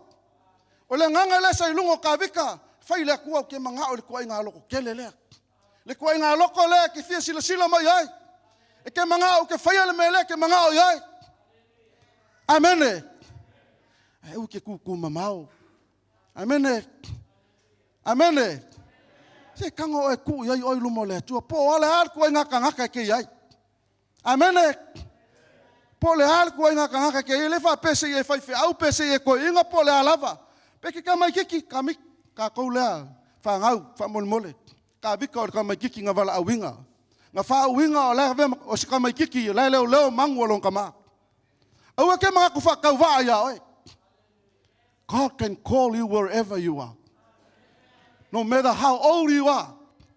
God chose David while he was a young boy. He was looking after his father's shepherd. Amen. Lasa leo i ma moyo lon tama. E au na wha maoni. Na te le tu waleina mea lon tama. Ina usa auni tawita e alu e momoli. Le mea ai au na uso. Sa tu lima le yatu e tawita. Iena leo ina le lafu ma mo. Ele isonga alu ka vika e ku mea ia. Nga whaia ka vika le kala ia wali ia wa aia. Ai se yaru. Amene. Koe nga attitude nga. Good leadership. Ele lo kua e alu. Ia, whekalia o kou a okula solulu leon kou o leko ke ai McDonald. Awal whese mafukanga. Ele ku valea wha penga mea le atua. Hand over. Sia ua kali, sia uso, wha mole. Wha i furkako mafukanga o hau lau ke alu ki kifanga. Amene. Po fele me ke alu malanga iai. Wha penga nga whai. Wha penga mea nga whai e ka vika inga ua alu. Ili songa ku ua e ka vika maa moe long ka maa. Wha pese i alu lewa ai mea lea kua le ai. Senga i ka ngaka langa iai o nga ku e ka vika. Amene. Le foi walu kako kama. Wala au le sunga sui tai wha penana tu mal taimina nei. Kako wo mai lango. Amene. E lo ku mai. O maku kua lau li e wha o ngā e la ko ma fau. So ia ke whai mea wha penga. Whai so o ngā mea wa lea wha penga o lo walu e ke le sau e whai le lea o mea. Amene. O lo le ma fau fo ngā i lesi kaimi. O wako mea lea kua e ke le ango mai ai. Amene. So le si whai ma se ma fau. Amene. O a me o wala au kako lea kua kau ke o mai whai. Susu mai lau susu ngai whai. O ngai e kau whakau wha inga le mero le kofinga o le kofi e wako e a o ke whai. A kongi ke ma fau a o e ke ma. Ia pe fui se me e o ki eises. Ia o lo ngā mangaku. A o sila whanga lea kua ngā kofi mai o e ke sau e whai. O ngā lai whaku kua inga o e ke sau e whai. O le mea whai ngā whai e lea kua ia ka vika. Ngā whaku kua inga e lea kua ka vika e sau e whai ma kupo o le ngu o isala eru. Aisea, he fully trusted him. He was well trained. He came from the environment where he knew him. He can lead the country. Amene. Ele isole au mai e lea kua ka vika e sau whai ma kupo. Ngai loa lai le kua, he was qualified enough to be a king. He can lead, he can direct, he can do what the Lord wants him to do. Amene. Ua kau ki ku whaale inga me ia. Whemere kala sau lo ku mawaenga ia whionga le kua. Amene. Lala winga ngā mea. Wa ele kea. Amene. Ua le whaia lau le kea I mea le kua. I don't care. That attitude, I don't care. So what? Amen? O leko kam whai moli aku ia ki oe le winga leo ka vika sa ia mga I ai lea kua lea. E whape ngā oe maa ua o kangaka, oe foi o kangaka soifua. le kako ki au ngai le ku. Amen. Those are the qualities and the characters that God is looking at to be called as a servant. Ale melang wala au ikavik. Ole makwa mawalunga ale melang ku ka mai kiki. La kupu saulo mai le fast food kau sanganga. Ala wa levanga fa au le ku. Wa levanga wala au ye le ku. Ala ka mai kiki. Amen. Me fonga ya ka ku. Okay mak fa kau va ya ki oi. Don't underestimate yourself. Don't look down on you. You have the qualities that God was looking for. Amen. Olo ya te oile to mai, male anga va, male mena te iloile tua. E au ngā mo ia. Amen. Ole menga nga lenga whaia lea tua le tala lea, ua o maua ta vita lea ta li o Yese, o le tusa ma lo loto. Na te whaia o mea umba o te mana o iai. Amen. As maua mai oile kua ki whaia le mea. That is the good question for all of us. As sa ili mai oile tua ai maua mai au ke whaia le mea. As sa ili mai oile tua maua oile ke whaia le mea. E kalesia. E le na oni tala na tuu i e tātu te whaalongolongo i ai o peise whaangongo nei tai au. Amene. O upu o le ola, o upu o la fionga le tua. E lima tai ina ai tātou. Ina ia tātou loa le mea lai fina ngalo i ai le tua. Amene. E kalesia. O se lui tau le mo i tātou. Au e soifua mo au ola i le nei soifuanga. Ia e loa ma o mautinoa. O lo sa ili mai le tua. I se tusa i le loto le tua. I le isol tua foi tātou i le tua i tu langa o tātou iai. Na whātua tua ina oe, na whātua tua ina au e le tua. E ma whai e le tua o na whao ngā i tātou. Aua te manatu whātau waa i ate oe. Aua nei whape ifo e te lei loa se mea. No. Aua lava e te vai maua lalo i ate oe. Ia e loa o laua tua le te au auna iai ma au auna iai. Na te avea o i leisi mawalunga. Na te avea o i leisi mamao. Na te avea o i leisi whaunga. From glory to glory. From anointing to anointing. From faith to faith. Amen. O le mea nana amana i ai le tua tawita. Tatu e kalesia ma le tatu ngā luenga nei tai au. I amana ia i tātou e le tua. Ona ua whaatua tua ina oe. Ua whaatua tua ina au e le tua. E ma whaiana e whaia le mea le manao iai le tua. Amene. Amene. Amene. Hallelujah. Tātou toi whaitau tasi ai upu ia. Amene. Te manao ia te oe, te toi tilo iai. Ma e tango e tu iai oe. Ma e whapea ifo i le tua. O hau le nei e tusa i lau loto. O te whaia mea e te manao iai. Amene. A e maua whai mai amene. Ia tātou whaitau whaitasi ua o maua ia. Ua o maua peni a mina le atali o le vai. O le tangata e tusa ma lau nei loto. Na te whaia o mea umalava o te manao iai. Amene. Whaftai le tua nei tai au. I thank you so much, Father God, for your word. I thank you for your anointing. I thank you for the work of the Holy Spirit in our life. Whaftai lo fisoso ni mai le tua, whaftai lo o fionga. Whaftai mea wai luta wina ma tāpena i nai mātou. Si o mātou loa le mea e te manao iai e whaunga ina i o mātou o lang. Whape atu, a e maua mai mātou. Mātou te whape atu, mātou te whaia le mea e te manao iai. We thank you, Father God. We thank you, Lord Jesus. Whamanuia i lau whanau, whamanuia i lau upu. Ave lo sau patina nei tai au i le tua. Hallelujah. Thank you, Jesus. Lord, you know my mind and thoughts.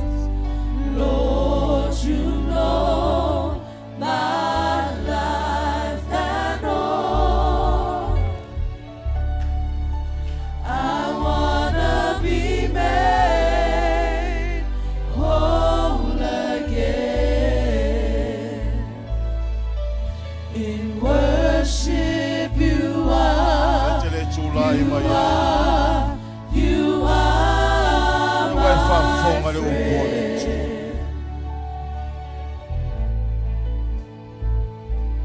Nei lama se va e ngō loto. Tātou loto. E le i o ia i le upu le atua le tai au le o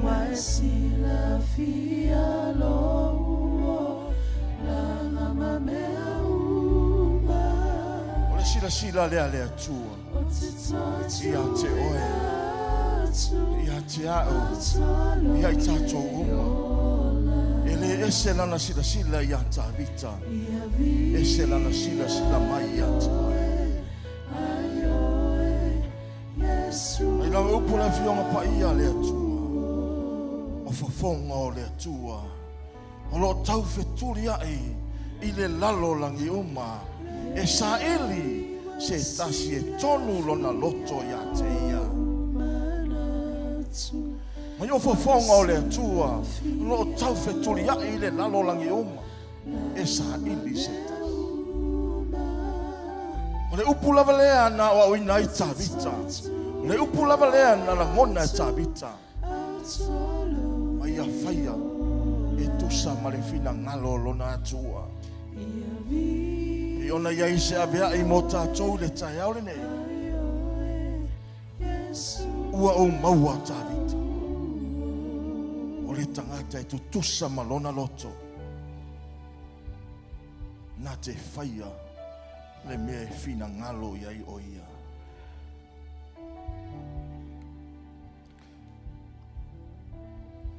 O le atua lava lea sa fetalai ia tabita. O le atua lava lea o lo fetalai ia te oe mau le tai au le nei. O lona lea fo i fina ngalo ia i tātou. A whai wa ia maua tabita. Ai whape fea tā ua. A whai wa ia maua tabita ma whai loa. Ai whape fea tātou. O le ase mea tātou te whaia. Na ia tātou langona ai le whetalainga lea le atua.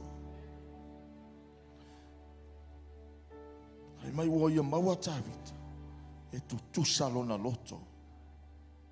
Ma le loto le atua. Na te whaia fo i le mea e whina ngalo ai lona atua.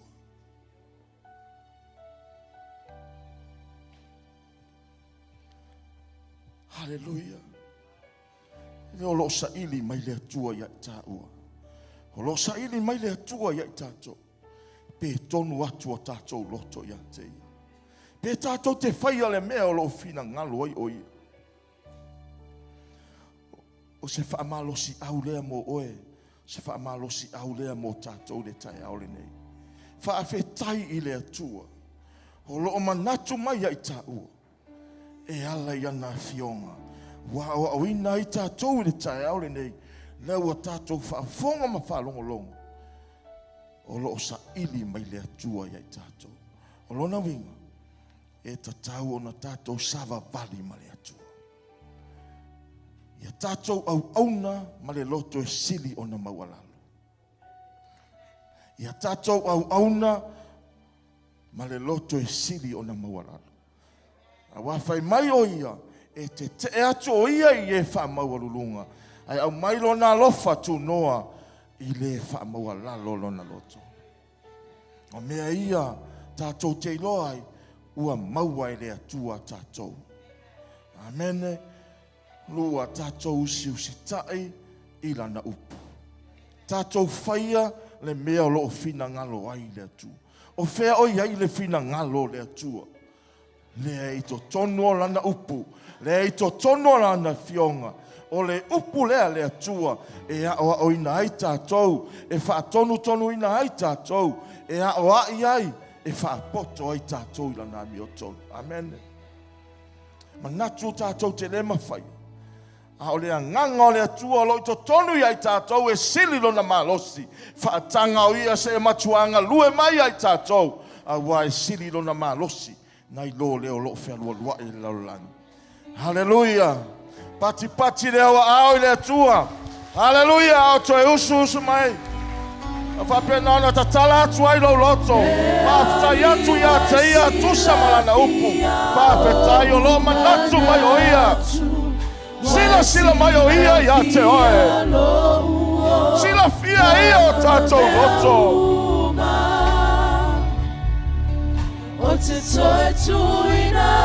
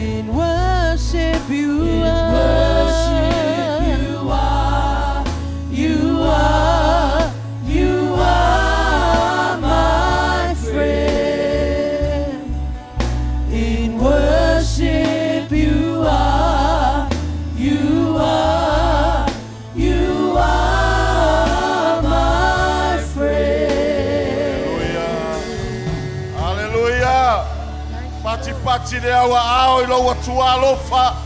Lo tama whamaoni. Le wa sila mai ia te oe. O ia sila fia oe. Hallelujah. Hallelujah. Whātaitai mai le te talo lea o lau lava lea te talo. O lau lea tau tinonga I lo atua. Lea e whaia e tusa ma le mea ua whina ngalo iai o ia. Lea tua lau tama. O whaalongo I lau upu I le tai aole nei. O whaalongo I lau upu le tai aole nei. O o I loa loa lofa I antea. O I loa loa lofa I antea. O e whailoa I lau whina ngalo. E whailoa I lau whina ngalo. Ua e mawahau. Ua e mawahau. O lea tutusa ma lau whina ngalo, ma lau loto. E tusa ma lau loto. Mātou te whaia foi. Mātou te whaia foi. Le mea e te whina ngalo ai. Le mea e te whina ngalo ia. Ola mātou tau tinonga I le tai aole nei. Mātou tinonga I tai aole nei. Pei ona e whetalai lo loto I le tai aole nei. Pera e whetarai lo loto I le tai aole nei. O tau tino I le whatuatua. O tau tino I le whatuatua. I lo loto tele. I lo loto tele. I le whesoa soani mai o lo wanganga pa ia. I le whesoani mai o lo wanganga pa ia. O le a o whaia. O le a o whaia. So o se mea. So se mea. E te whina ngalo ai moa. E te whina ngalo ai moa. Whesoa soani mai ia tea. Whesoani mai ia tea. Na ia o maua le loto tele. Ina ia o maua le loto tele. O te au au nai. O te au au nai. I so o se mea. I so o se mea. Wa e wala a wina ia. O te au au na. O te au au Ma o ngalue ai. O ngalue ai. E tusa malo whina ngalo. E tusa malo whina ngalo. Whaafetai tele I lo wanga le lei. Whaafetai tele I lo wanga. Whaafetai tele I lo manatu mai ia tea. Whaafetai tele I lo manatu mai ia tea. Ia fo I le vi inga ia te oe. Ia fo I le vi inga ia te oe. Iesu lo mato wali. Iesu lo mato wali. Amen e ma amen. Amen. Tu whatasi le awa ao toi whatele ai sauvi. Taulanga pati le ate ia. La mato le atau tinonga. La mato le bala au I la wa fio. Wa mato la ngona lau feta lai. Wa mato la ngona lau upu moi mato. Mato talia ina malanganga whaftai. Malanganga wasili ona mawalalo. Awa mato mautinoa. Wa feta lai ai mato. Na ia mato whaia le mea. E te whina ngalo ai. Na ia mato au na ia te oi loto e sili ona mawalalo. Ia mato whaia la upu. E pei ona fola ina. Mato talia ina. Malanganga wa tele. Wa tumu le whawhetai. Lau upu a fola ina. Mato wala au ia te oi. Ia whapena ana e whamanuia mai. Whaloto tele ina ai mato. Tupuaila mato whatuatua. Na ia mato au na pea. Malele whalongo tinga. Wa lo mato au na ia te oi. O lo mato whaia le mea te whina ngalo ai. E peona e wheta lai le tai aole nei. Mato wala au ta mai lawa fio. Ia whapena ana tu maule vi inga ia te oi. Le whamanu ma le whane tanga. Wa oi o le mato wa tualelei. O le tatau ia ina vi inga le mato tatalo. Whamanuia i lawa auna ia vui. Whatua ia line ma le nofu alo. Au nanga ia te oi ma le wala au e wala uina i soifua ma le ola. Whatele lau whaunga I lunga ia I la ua. Wa le whenga iai. Ma le wala au whapena ne tofi ai. Na ia whaampenona na whamanuia ina. E siri o na maua lunga sovi inga. Whamanuia lau whaingaluenga ngalu lue. Whamanuia ia I lau e kalesia. Matou whai ma le whamalia ino matou loto. Wa matou langona lau feta lai mai. Wa matou whalongo I lau sui ufafonga. Wa ea lofa ia I matou o lau fina ngalo. Na ia o tusa lau loto. Mau matou loto e au na ia te oe. Na ia maua lunga sovi inga. Whamanuia lau whai pese. Au nanga le le aso. Maua lunga sovi inga lo matou atua. Pati o matou lima. Patele sovi inga lo matou atua. Anga le le tapua inga na yo matou matua fale anganga. Tapua mai la ua yau se talia. Ia lau whamarianga, ia lau anga le le. Soifua mle ola au auna. Matou feilo ai seso le nei vai aso. Ia maua lunga sovi inga lo matou atua. Ia vi ia oe. Toi tu fatasi le au. Fatele se pati mo ia. Ia vi ia. Pamanuina lo la suafa. Haleluya. Wia le nga ya tola we kalesia I mo tamlawa. Alu tia lo la to soifua yo ao. Ma to fe lo ai la fia na nei. Tumbau le bi inga oil ma to tama. Ma to le bala au. Ma to le ala langa. Ia bi oi. O lava suafa Yesu Kristo. Ala langa fatasa ile kalesia le tua. Mene si mai lo au tam tau ta silua tolu. The glory forever and ever. Amen. Mai tasi lava, tasi lua tolu. Be the glory forever and ever. Amen. Hallelujah. Man we are fainga malolonga. Man we are foi fainga tonga in yaso.